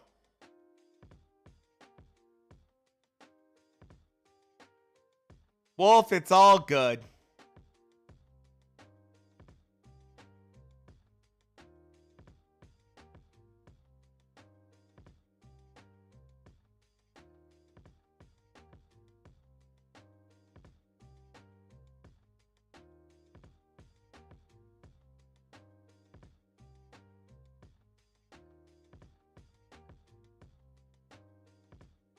Still no sound?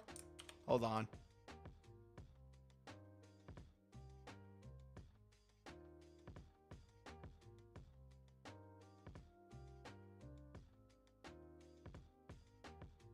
Hold on.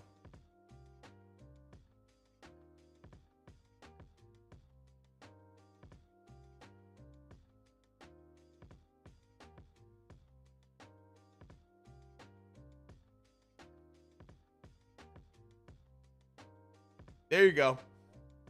Should be no problem now. Oh, Shrek. Absolutely, man.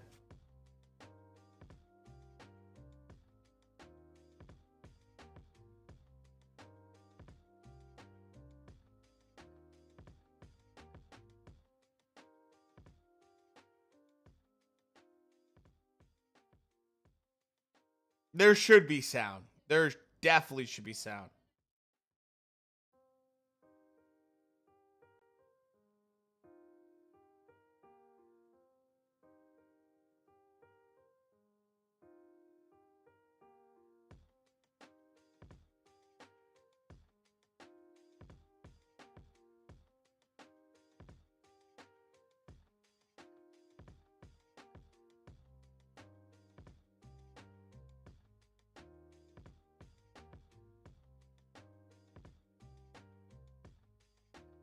Dude, stamina is a really hard part of it, man. Ask anyone that does boxing.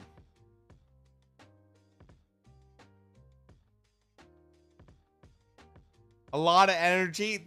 That's part of it. That's part of it. That's why it's good that you learn that stuff, because it gives you a different appreciation for those kind of fighters, right?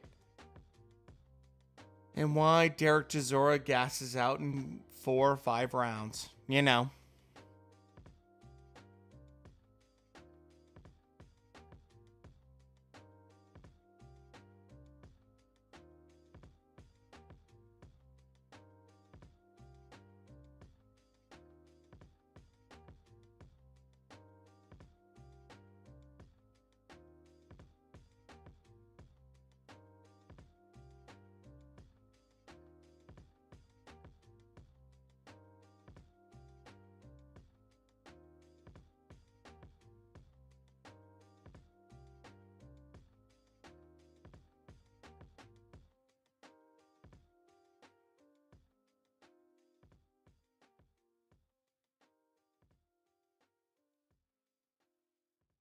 Here we go.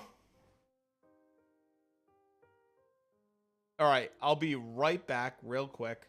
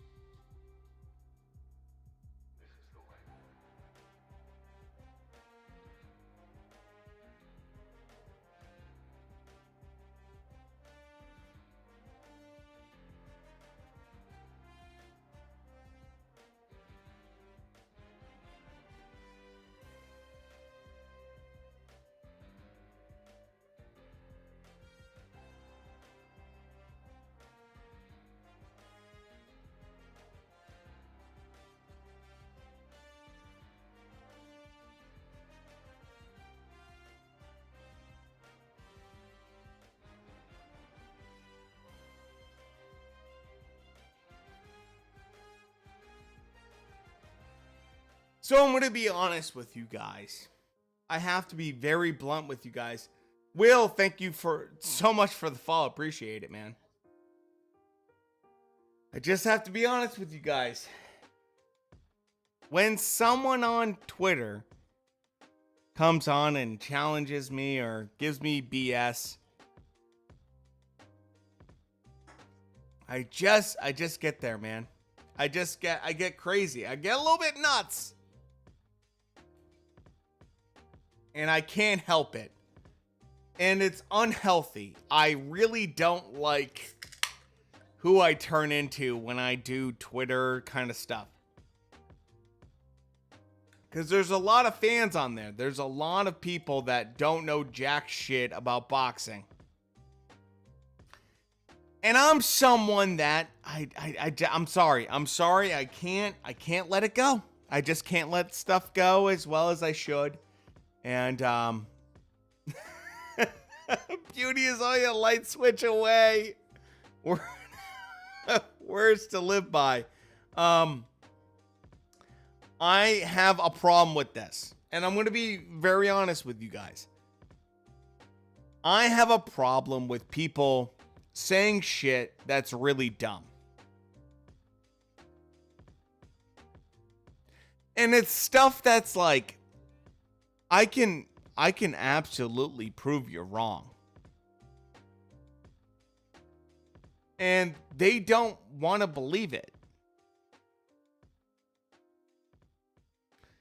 Oh, dude, Adonis Stevenson is in the ring on the screen. Dude, what the pimp? Dana.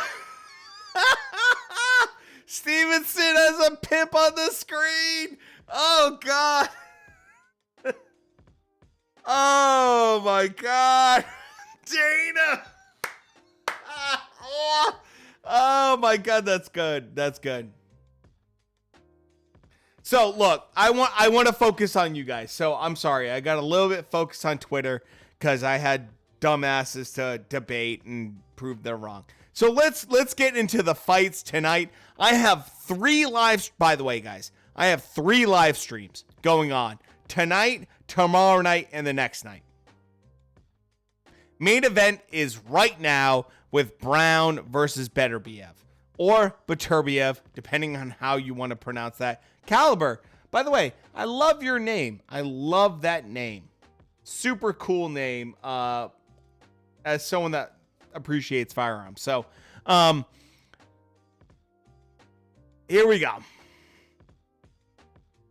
The women's fight was garbage. I'm sorry, man. So we have this fight, which is Browne versus Beterbiev. We have Parker versus Chisora 2 tomorrow at around 3 o'clock. I think 3 o'clock Eastern time is when I'll start. And then for a couple hours. And then we have the main event tomorrow night, which is Jake Paul versus Tyrone Woodley, which will be around 9 o'clock Eastern time. All the times, by the way, are in the Discord. So, yeah. We're getting ready for a 3 stream kind of pattern going on right now. And we just did 2 videos on YouTube. By the way, if you're not subscribed to the YouTube, please join the YouTube. Support that. And, you know, let's get it going, man. We won't do one big stream between the UK fights and then going into the Jake Paul fights. We'll break them up a little bit for my own sanity. This main event is a great fight, by the way. Fantastic fight.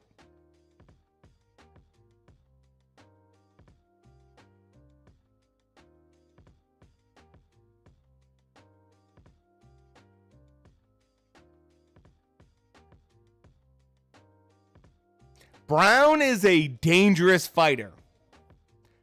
dangerous fighter compared to Beterbiev, who is 36 years old. He has 100% KO percentage, though. It's a fantastic fight, man.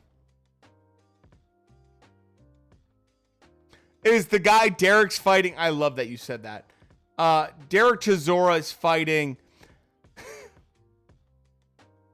Derek Chisora is fighting a former champion Shrek.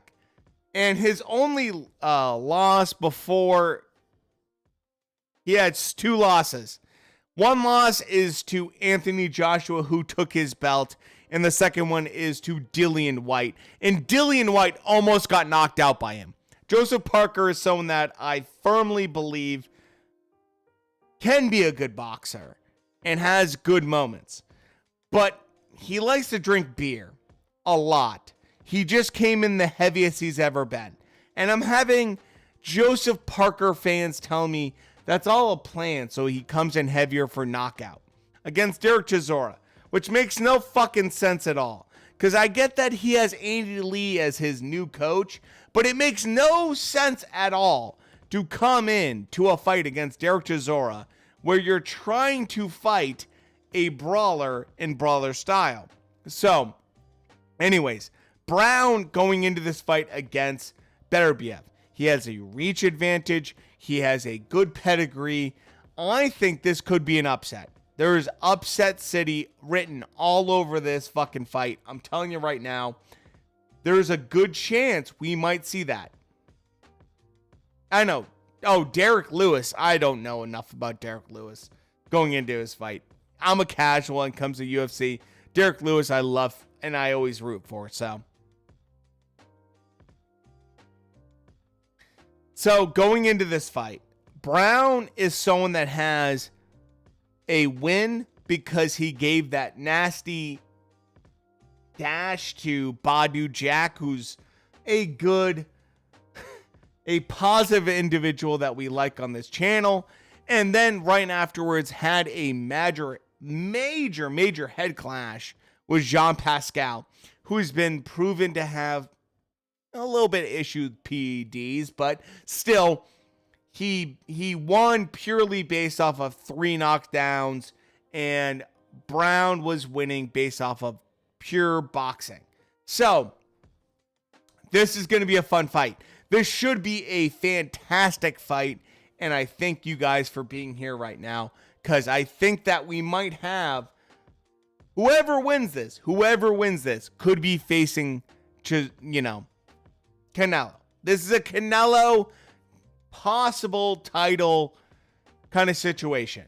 Derek Chisora absolutely has a great chin, and so does Joseph Parker. I think that ultimately Chisora will gas out within the first 5 rounds. Kinda his MO, but Joseph Parker coming in the heaviest he's ever been in his entire life. It's like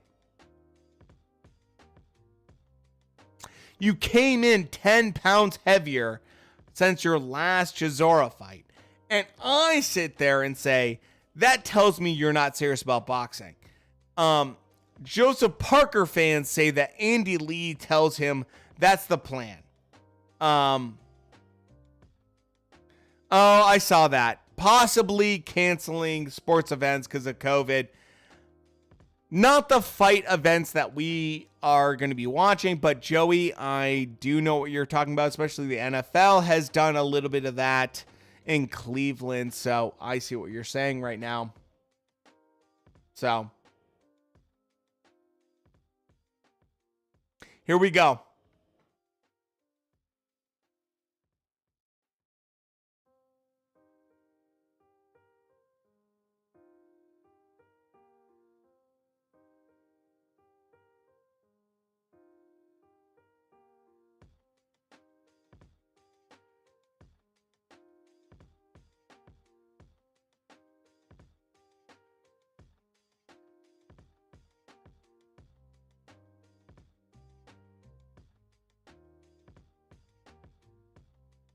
Comrades, get the fuck.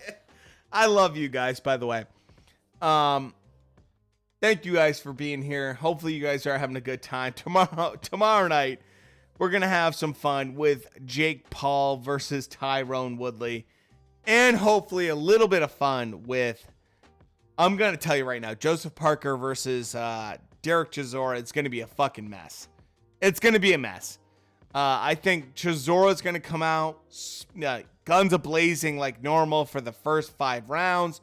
I think he's going to gas. And I think that Joseph Parker is going to take over and generally kind of try to box and make it boring. I think that compared to the first fight, carrying a heavy 10 pounds on top of that, I think that Joseph Parker is going to look like dog shit. And I think you can make a much better case that Parker lost the second fight compared to the first fight, which a lot of people, well, I should say UK fans, feel as though Derek Chisora won by like 4 rounds compared to Parker, which I did not see. I saw Parker winning by a round due to boxing and just straight up jabbing. So, in this fight, let's get it going, boys. Let's get it going.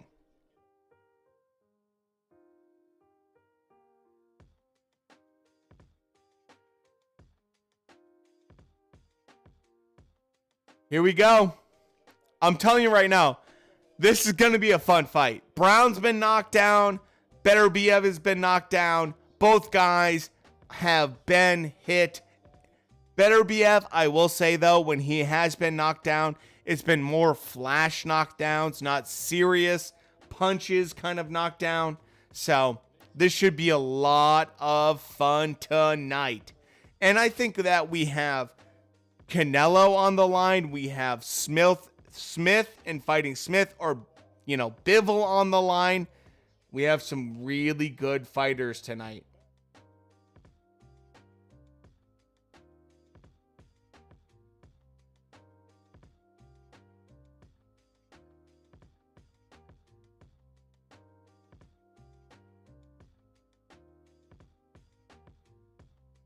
Here we go. By the way, if you're new to the channel at all, we do boxing on Wednesday night. We do boxing news. Friday, normally we do classic fight night where we watch like Ali versus Frazier on the screen. But Saturday night's always like this right now where we watch various kind of fights and have a good time watching them and, commenting on what's going on. Beterbiev always looks like he's in good shape. Brown looks like he's in good shape. Brown does have a reach advantage. And a 5-year age advantage, by the way. Did you see Jake Paul boxing? Dude, Jake Paul's shirt looked amazing during the weigh-in. I agree. Wolf, honestly, of all the fights this weekend, I see this one being good. I see the stinker being Chisora versus Parker being the big stinker of the fights. And then another good fight being Paul versus Woodley, actually. I know it's weird to say that, but I really think that's how it could go.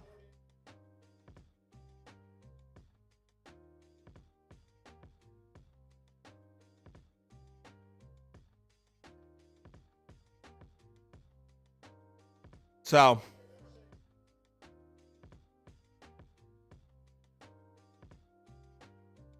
Brown does not have a great power punch, I will say that. Beterbiev has 16 fights, 16 wins, 16 knockouts. Get ready for it. I saw the custom belt was amazing, Shrek. I love the custom belt. I love the custom belt from fucking Jake, man. It was better than the WBC custom belts. I kind of love it. By the way, Shrek and Minnie, I will tell you this. We do have the word links with the question mark, all banned in the chat on Twitch. That should help quite a bit. We'll make it a followers chat alone. I think that those two things, yeah, you can do it, Minnie, because you're a because you're a mod. But those three things should deter people, as well as having to be a follower to post anything in the chat. So let's see what happens. I'm probably gonna make them wait 10 minutes. So just so we have a peace of mind. Last time, by the way, we had 30,000 people show up. Yeah, I can do that too, Minnie. We had 30,000 people last time for a Jake Paul fight. 30,000 people showed up. So, am I wrong for thinking Woodley versus Paul 2 could end in a draw? No, you're not at all wrong, Wolf. Not at all. Dude, King, doing well, man.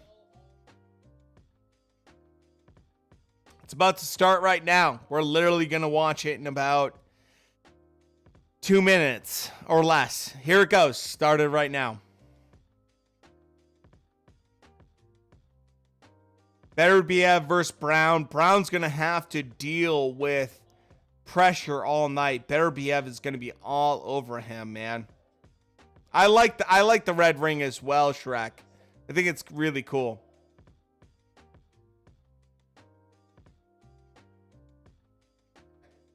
I like the outfit of Brown a little bit better than Beterbiev, but Beterbiev looks like he's all there, all business, just wants to get the job done. Brown using that leading right hand right now, trying to just poke and prod and keep Beterbiev at the range he wants, but Beterbiev is doing a good job of trying to counter. Nice left hand to the body from Brown real quick. Nothing significant, but a good little I'm going to touch you kind of situation from Brown in the first round. Beterbiev is on the front foot, looking to just smother and land good shots this first round right now. Brown doing a good job of jabbing and trying to control distance to a degree. I like the way Beterbiev is doing in terms of cutting off the ring, though. That shows a ring IQ that you don't always see from certain fighters that want to be aggressive. Good quality little pivot right there from Brown, but Beterbiev is right on him. I mean, absolutely on him. And Brown is going to have major issues in this fight trying to deal with Beterbiev, because Beterbiev is not going to stop coming forward. It's going to be a really tough fight right now. Weight class down. I'll be honest with you. To your point, King, Beterbiev missed weight. He missed initial weight. He had 2 hours to make weight. He did make it, but he went over in terms of weight. So to your point, King, he did not make weight properly. It shows that he is a guy that can bulk up pretty well. I'm sure he's rehydrated right now, and probably, even though they're fighting at 175 pounds, I would bet that Beterbiev is more in the 190 range. We're looking at a guy that's probably closer to cruiserweight in terms of weight. Brown, although lean and looking athletic, is probably not the same weight as Beterbiev. Yeah, I agree, Wolf. Going right after the target. He looked very dominating, tried to push the action. I think it's a toss-up round. I don't think it's a great round for either fighter, but I'll say this much. Beterbiev is certainly the aggressor, and if you like that kind of work, you're going to get that kind of work from him. Really good round. Really good round from both fighters. Both of them had moments. King, yeah, absolutely. I think Beterbiev is pretty smart in terms of weight and putting on the proper weight. Look, missing weight and being 175.2, that's not a lot of weight. That's not a lot of extra weight. That's a you go take a piss kind of weight and you're fine kind of thing. And that tells me that Beterbiev wants to be gassed up for this fight. He wants to be the max weight possible. And when you look at the two side by side, Beterbiev looks like the more established, bigger frame individual. And I think part of that is to take the punishment from Browne, who's not a big puncher. Beterbiev is the puncher in this situation. Browne is certainly someone that's going to be on the back foot. If you're Beterbiev, it's better to come in a little bit heavier and deal with the kind of punishment that you're going to get from Browne, because you can deal with it. You are going to be a little bit heavier. You're going to gas up a little bit more, have a little bit more water weight. But in general, you're going to be the more full fighter and deal with heavier weight classes. I think that Browne, although he did well with Jean Pascal and he did well with Badu Jack, neither one of those guys are true bulls in a china shop. Jean Pascal is a little bit more, and when we saw that fight happen, we saw Jean Pascal have 3 major knockdowns against Browne. Now, Browne outboxed him, but Jean Pascal still had those 3 knockdowns. Beterbiev has had knockdowns against Johnson as well as other fighters, but they're flash knockdowns. They are not knockdowns where you see someone getting wobbled or feeling as though they can't get to their feet and be effective. That's a big difference between these two. Expect Beterbiev to be the more aggressive fighter and assert himself a little bit more, as well as establish, hey, I am the true lightweight champion here. I think the light heavyweight champion is clear here, with Beterbiev being the more assertive individual. Browne's going to try to be fancy off the back foot. That's a really hard task.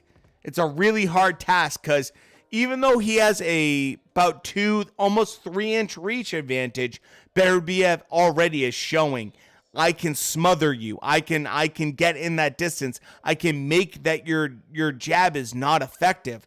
This is a really good version of what we would expect from both sides. If I'm Browne, I'm not happy in terms of distance control. If I'm Beterbiev, I'm very happy in terms of what you're doing. This is laying the groundwork. It's round 2. You have plenty of time. Take your time, find your moments, and get the KO. This is me trying to just be very realistic about both fighters. No dog in the fight. I like both of them, and I think both of them have a good chance here. So that's me trying to break that down and give you guys very honest feedback. Pascal does have a history of PEDs. That's fair. So that's a overall decent round, solid round. I think Browne, if you want to give it to him, this is where you want to see Pascal come into his own. I'm sorry, Beterbiev come into his own the way Pascal did and other people that want to be more aggressive. You want to see that kind of general pressure start to pay off. With Browne, he's gonna box on the outside. He's doing a good job. So right now, if you're a Beterbiev, get into that pocket and do work. Do work. You know how to do it. And I would say, sorry about that, guys. I think overall, Beterbiev doesn't feel defeated yet, but he knows what he needs to do. That mid to close range is his money area. Browne wants to keep it purely on the outside. That minor reach advantage is going to be a thing for him if he can control it. I don't think that Browne has the power, though, to keep Beterbiev at bay. So it has to be through footwork. It has to be through punching. You cannot keep him at bay through power. Browne has around a 50% KO percentage. He doesn't have quite the kind of power that would make you fear him if you're a guy like Beterbiev. Don't be surprised if either one of these guys hit the deck and come back very strong, by the way. My general prediction on my YouTube channel, which you guys can always check out, and I appreciate you guys being here right now, is I said this is going to be a really good fight. People are sleeping on it. I would put my money on Beterbiev winning, but if Browne wins by a upset, I would not be surprised. So, Father Time always takes his toll, and this is a classic case of a 36-year-old versus a 31-year-old. And Browne's looking sharp, he's looking good, he's controlling distance, and Beterbiev is allowing him to do that. Browne's using every inch of this ring right now. Do I ever bet on fights? It's funny you say that, King. So whenever I make a prediction on my YouTube channel, I make my prediction based off of the fact that I think of it if I make $1,000 prediction on a fighter. Now, do I actually make that money kind of prediction? No, because I don't have the funds to do that. But I put it out in the ethos and I make it that way. So you can always look back and say, like, you can criticize me for my prediction. I always make my predictions very public. And I do that because I think it's only fair for me to be honest with you and say, this is who I think is going to win. I'm sometimes extremely right.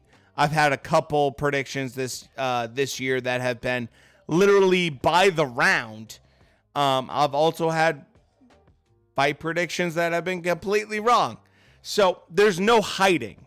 There's no hiding. I don't win any money. Hopefully I just convince you guys to hopefully enjoy the fight and as well, you know, join me in it. So that's how I deal with, like, you know, betting on fights. I literally put my neck out there and say, this is who I think's going to win. And if I'm wrong, I'm wrong. And I don't ever apologize. I don't delete the videos. I don't ever make excuses. I predict fights the way I see it. And sometimes I'm totally fucking wrong, man. I'm totally wrong. Other times I'm literally to the round exactly accurate. It happens. It happens. Swing round, I gotcha. You know? So that's part of the fun. That's part of the fun is talking with guys like you, King, by the way. Thanks for being here, man. And you know, we're going to have some fun talking about these fights. I'm going to make assessments, or I'm going to say this guy's going to knock this guy out right now. Like I did Lomachenko. I thought he was going to knock out Comey, and I was wrong, man. When they show the commentary team scorecards on screen, it's a I do, King, actually, to a degree. I think to a degree it absolutely matters, King, and I'll tell you why. Some people would say no, some people would say yes. I think it does, because those people know a little bit better how those judges are going to score stuff. A guy like, you know, Sergio Mora, or big cut on Beterbiev. Big cut on Beterbiev. You know, Chris Mannix, how he scores a card. Guess what? Chris Mannix has a sense how those judges are going to score stuff, whether they're accurate or not. And so there's a little bit of that, King. I actually think there's a little bit of that, to your point. Holy fuck. Can I... hold on. Let's talk about this. So, Browne headbutt, or had an incidental headbutt with Badu Jack, which is one of the most legendary gashes and headbutts in the history of boxing. And then, number two, we had Brown lose due to an incidental headbutt to Jean Pascal, and now he's fighting Beterbiev with a giant cut, and that cut with Beterbiev is a legit cut. That's a legit cut. There's no headbutt there. That is a legit cut based off of punches. Beterbiev, I'm telling you right now, we talked about this. I talked about this on my freaking post and in my live stream on Wednesday, which, by the way, if you're not a part of that, we do that for boxing news and predictions. We talked about the fact that Brown could win this, and Beterbiev is the favorite, heavy favorite. I believe a plus 700 for Brown. So there's a good chance that Brown's supposed to lose on here. This is turning into a boxing match. This is what I predicted, which is a good fight. And Beterbiev is a absolute come forward pressure fighter. Brown right now doing a good job. Oh, Beterbiev eating some good shots. What a fantastic fight. What a fantastic fight. And Beterbiev just looking, doing the good, solid blue collar work. But Brown coming back with some good shots. And Brown doing a good job, but now getting smothered by Beterbiev, by the way. Good smothering by Beterbiev, trying to make his work more important. And this blood is all over the place right now. Beterbiev is going to have sight problems right now. No question. No question. Yeah, good luck cut, man. Exactly, King. Exactly. Good luck with that cut, man. Holy shit. Both guys are just opened up. Huge cut on Beterbiev. Huge cut on Beterbiev. Upset in the making? Absolutely, Robinson Dale. Dude, absolutely. By the way, Robinson Dale, appreciate you being here again, man.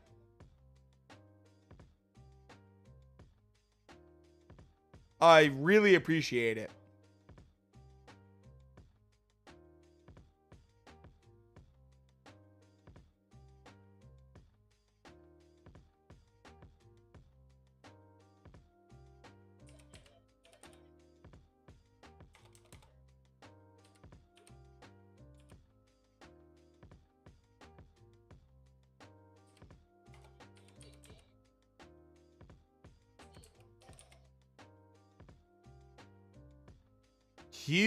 Huge gash. By the way, Robinson Dale, welcome to the VIP club, by the way. I just want to give you that nice title, as well as just appreciate you being here, man. Special title for Robinson Dale. Give him a round of applause. And just show that guy some respect. He's been here for a while now. A little appreciation for someone like yourself, man. It means that you are a higher level and you can post certain things like links and other things in the chat, but it just means that, like, it's kind of like you get a special emote, like, stuff by your name and all that stuff. But I like to give that to people that are there for it. So, Jonathan, thanks for the follow. Appreciate it. This is crazy.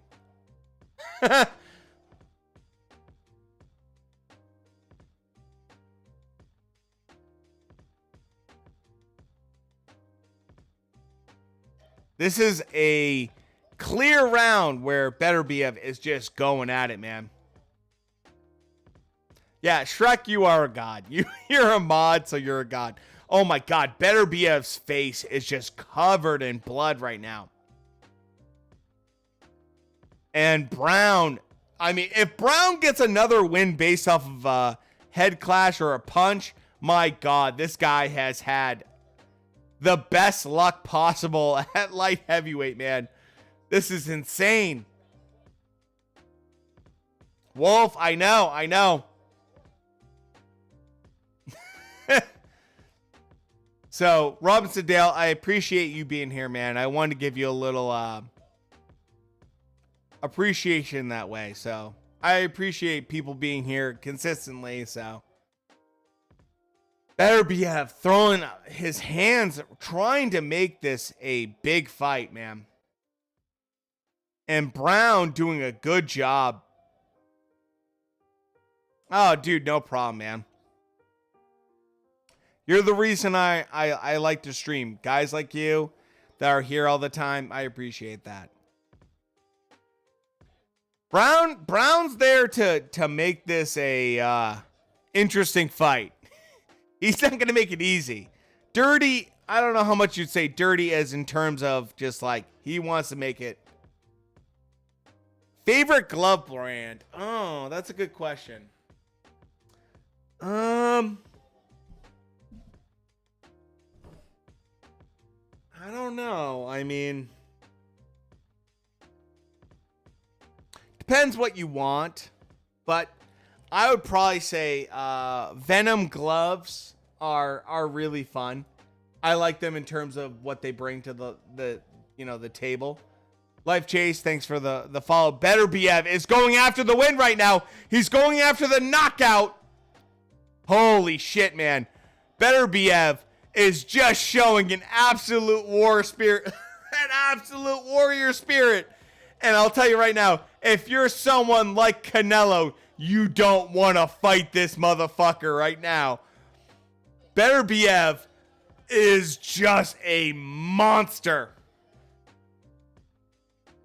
This brand right here, by the way, Top Boxing, like Boxer, is a good brand if you want something that's kind of old school in terms of the way the gloves feel and everything like that. My other brand I use frequently is Ringside. They're pretty decent. They do a good glove, especially for just doing basic stuff, pad work, that kind of stuff. Oh, you could definitely use Ringside for that. Ringside would be good for a speed bag. They're not too heavy. It depends on what you want. Like, these are 12-ounce gloves. They work really well for that stuff. They fit my hand. It depends on your hand shape and what you have for a hand. For me, these fit exceptionally well, and I like them a lot for fast hands. So, whereas a Top Boxing right here, these are much more like sparring gloves kind of thing.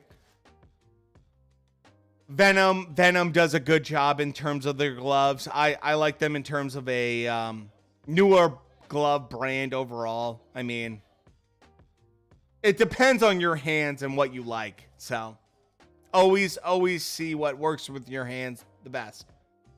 That cut for Beterbiev, man, it's nasty.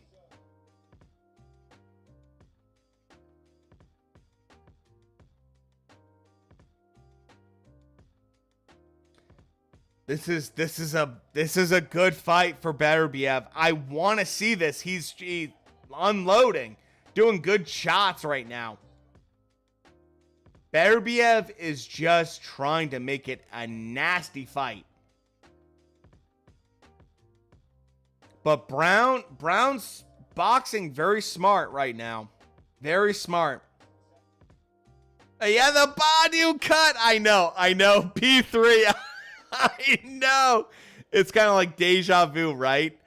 The only thing I'll say about it is like that punch opened it up on, I don't know, maybe he's got a magic thing, but there was an incident with Brown going into this fight in terms of his gloves. One of the things was he brought two gloves, one as the main pair and then a backup pair. In Canada, that's illegal. You need 4 pairs of gloves in Canada in terms of, boxing possibility gloves. So, what is this? Badu, Jack Part 2, G-Fig, what's going on, man? Good to see you. B3, good to see you too, man. Super fun fight right now. This is a hell of a fight if you're a Beterbiev fight. Good to have you guys here, man. Beterbiev trying to just put in some work here in the last minute. Trying to definitely steal the round. Definitely trying to steal the round right now. Brown doing a solid job. People talked about Brown not having power. He doesn't have the most stopping power, but he has a good output. And he has some cuts going on. He's dealing with some blood as well. My goodness. The cut ain't nothing. You can see exactly body's brain. Oh my God, dude. Right now, they just took away the rounds. Oh, good round for right now for Beterbiev. Beterbiev landing some big shots.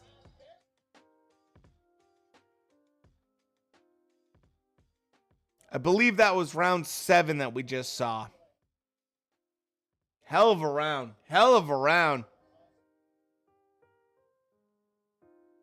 Beterbiev has a massive gash. Huge cut. Huge cut.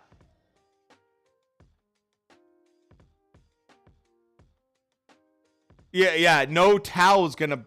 I mean, that's stitches. That's pure stitches.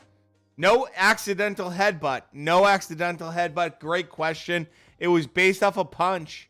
It was based off a punch. That was the 6th round. Yeah, it was a solid, legit punch. But Beterbiev is battling right now. He's doing a good job with that cut. It's massive. It's right the center of his forehead. It's a fucking mess.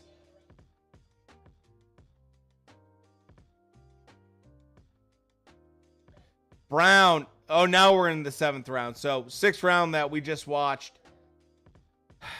Huge round. Huge round for Beterbiev. Yeah, Brown's looking a little bit slower. Joey, yep, I agree. He looks a little bit tired after what he's had to do. He's trying to keep that distance, trying to control everything from the long range. Good little 1-2 from there from Brown, but I absolutely think Canelo wants to fight Beterbiev after this. He looks mortal. Anytime a fighter looks mortal, Canelo's interested. He gave up some rounds, especially early on. The thing I'm noticing right now is Beterbiev loves to fight. I like Beterbiev. He does a good job all around, but he really likes to get that close to mid-range fight. And, oh, beautiful work right now from Beterbiev. Beterbiev working the body and then coming upstairs. Beterbiev doing a nice punch combination. 3, 4, 5, 6, 7 punch combination on Brown. Brown trying to roll out, trying to roll to that big punch, and Brown goes right down right now. Huge shot. Huge straight. Brown has been knocked down, and he has won fights. Let's see what happens. Beterbiev better be smart. Doing the good thing right here, trying to be conscious of everything right now. Beterbiev coming in, putting the pressure to Brown, trying to bring it in. Doing body shots, working upstairs, trying to do a little cheap shot here and there. Brown's looking tired, cannot defend against Beterbiev the way he should. No counter punching coming back to Beterbiev. This is just Beterbiev trying to beat up on him and trying to show dominance right now. Good round right now for Beterbiev. This knockdown's a huge bonus for Beterbiev. Good round right now. Brown's looking like he's absolutely exhausted, cannot fight back, not doing a good job in terms of controlling the distance at all. And Beterbiev, even though he has a massive cut, is controlling everything right now. Brown on the back foot, going up against the ropes again, and Beterbiev just coming in with multiple combinations. 3, 4, 5 combinations. Beautiful shots right there. Brown's Brown's right eye is looking absolutely closed right now. Huge problems with Brown's right eye, I believe. His right eye looks like it's absolutely closed. Beterbiev really digging down right now and showing a huge amount of heart. Great round. Great round for Beterbiev.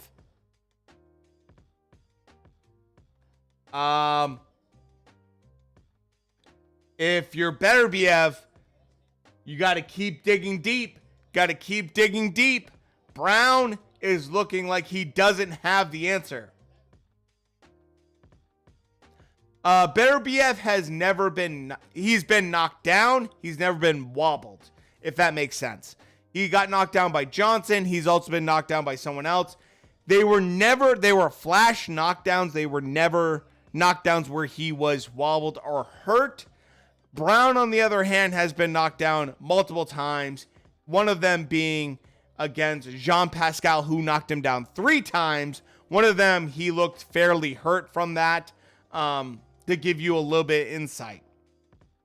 So, Sentinel, hopefully that helps you out in terms of giving you a little bit better picture of what's going on right now. Right now, Brown trying to take control with that jab. Beterbiev is just absolutely hunting right now. No problem, man. No problem. That's what we like to do. We like to give you guys a full picture. Hopefully you guys are enjoying the fight right now. It's a little inside fighting. Both Brown and Beterbiev are doing 2-punch combinations to the body and coming upstairs a little bit, back and forth. No one dominating, no one pushing either one to the ropes right now. Brown doing a good job with that straight left hand to kind of push Beterbiev a little bit closer to the center right now. Also lunging, but Beterbiev is grabbing that upper hand and trying to make sure that there's a clear distinction in terms of who is in control. Better than ESPN Radio. Thank you so much, Broke Dude. So right now, Brown is on the back foot in the corner right now, the red corner. And Beterbiev landed a good right hand, good shot right now. Right now, Beterbiev is trying to do the work right now, trying to land multiple combinations. Lands a good right hand and then left hand on top of it. We are seeing some good domination right now from Beterbiev. Beterbiev is on the hunt. Brown is trying to keep him at bay with very limited shots, 1s and 2s at most. A lot of times they are just pawing types of shots from that right hand of Brown. Beterbiev is coming in. Good shot right there with the right hand. Straight right hand is landing pretty regular for Beterbiev, and he's trying to mix it up and see if he can get that left hand mixing in with the right hand to get a 1-2, possibly a 3 and 4 in terms of boxing combinations. Brown doing a good job right now with the 1 and 2, trying to get center of the ring, trying to control everything. Brown yet again doing a good 1-2. Now we see a little bit more uptick from Brown. A little bit more pep in his step. Right now, Beterbiev eating a good left hand from Brown. Brown doing much better this round, controlling this round, understanding what he needs to do. Beterbiev landing a good right hand. That snapped back Brown's head, but Brown is still doing a solid job right now overall in this round, controlling distance and controlling engagement. Good overall fight right now. I think it's going 12. So overall, that round was a better round for Brown than he just had. Overall, I think Beterbiev had a lot of control at the early round and then gave up a lot of that round to Brown. So Brown did a good job at the end of that round. He could have stole that round very easily. Very easily. Beterbiev started strong but then faded. He just got opened up. It could be blindness. It could be just tired. It could be a lot of things. But Brown did a better job that round in terms of controlling everything. I would have to give that to Brown. Brown, absolutely. Robinson Dale, dude, fantastic take. Definitely holding his own. Definitely holding his own. Think the ref will stop it. I don't think the ref will stop it. I think the ref wants to let the fight play out. If you're a ref in this kind of situation, let it go. Both guys are cut. Both guys are hurt. Let it go. You don't want to be the factor in this. You don't want to be the headline unless you're Jack Reese, and Jack Reese loves to be the headline for fucking everything. Fuck Jack Reese. So 9th round right now. We're in the 9th round. Beterbiev. Oh, and Brown goes down. Huge body shots. Good combinations right now from Beterbiev. Brown goes down again. He looks staggered. Not absolutely. And it's all over. It's all over. It's all over. Brown could not take the onslaught from Beterbiev. And I'll tell you what. Beterbiev absolutely came in there and just showed an unbelievable amount of heart. Huge win for Beterbiev. Not because it was easy, but because it was hard. And he had to work for it. It was not something where he blew a guy out. He's had 16 fights, 16 KOs. And instead of making it easy, this was a fight he had to deal with a massive cut. Fucking massive cut. Beterbiev just earned it. Brown made him earn it. Brown, to his credit, give credit to Brown. Absolutely. Coming into this fight, I said that Brown is not going to be a no-joke fighter. This is not going to be easy whatsoever. I predicted this. There could be an upset here with Brown, and Beterbiev was the safer option, and Beterbiev just showed. Those later rounds, the combinations were fantastic. The motor on Beterbiev was just that much better. Substantially better. He showed that he has the punch output to put him away. Great fight. Great fight overall. Beterbiev did a fantastic job. I love that. I love seeing fighters go at it like this. So, just two guys coming at each other? Yeah, absolutely, man. Well, absolutely. The blood on the ref. I mean, the blood all over the place, right? Just blood everywhere. Blood everywhere. You know?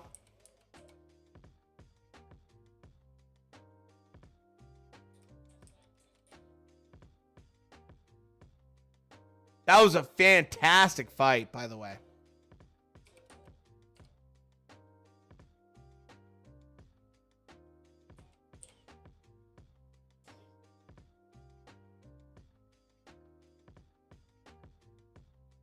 In Canada, can't get much better. It's in Canada, which neither one of them have any affiliation with.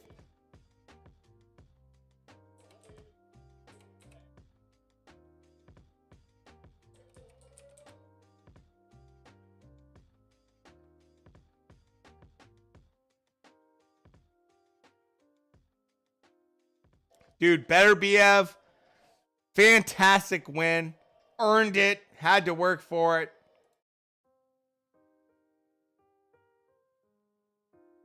Great win. Great win.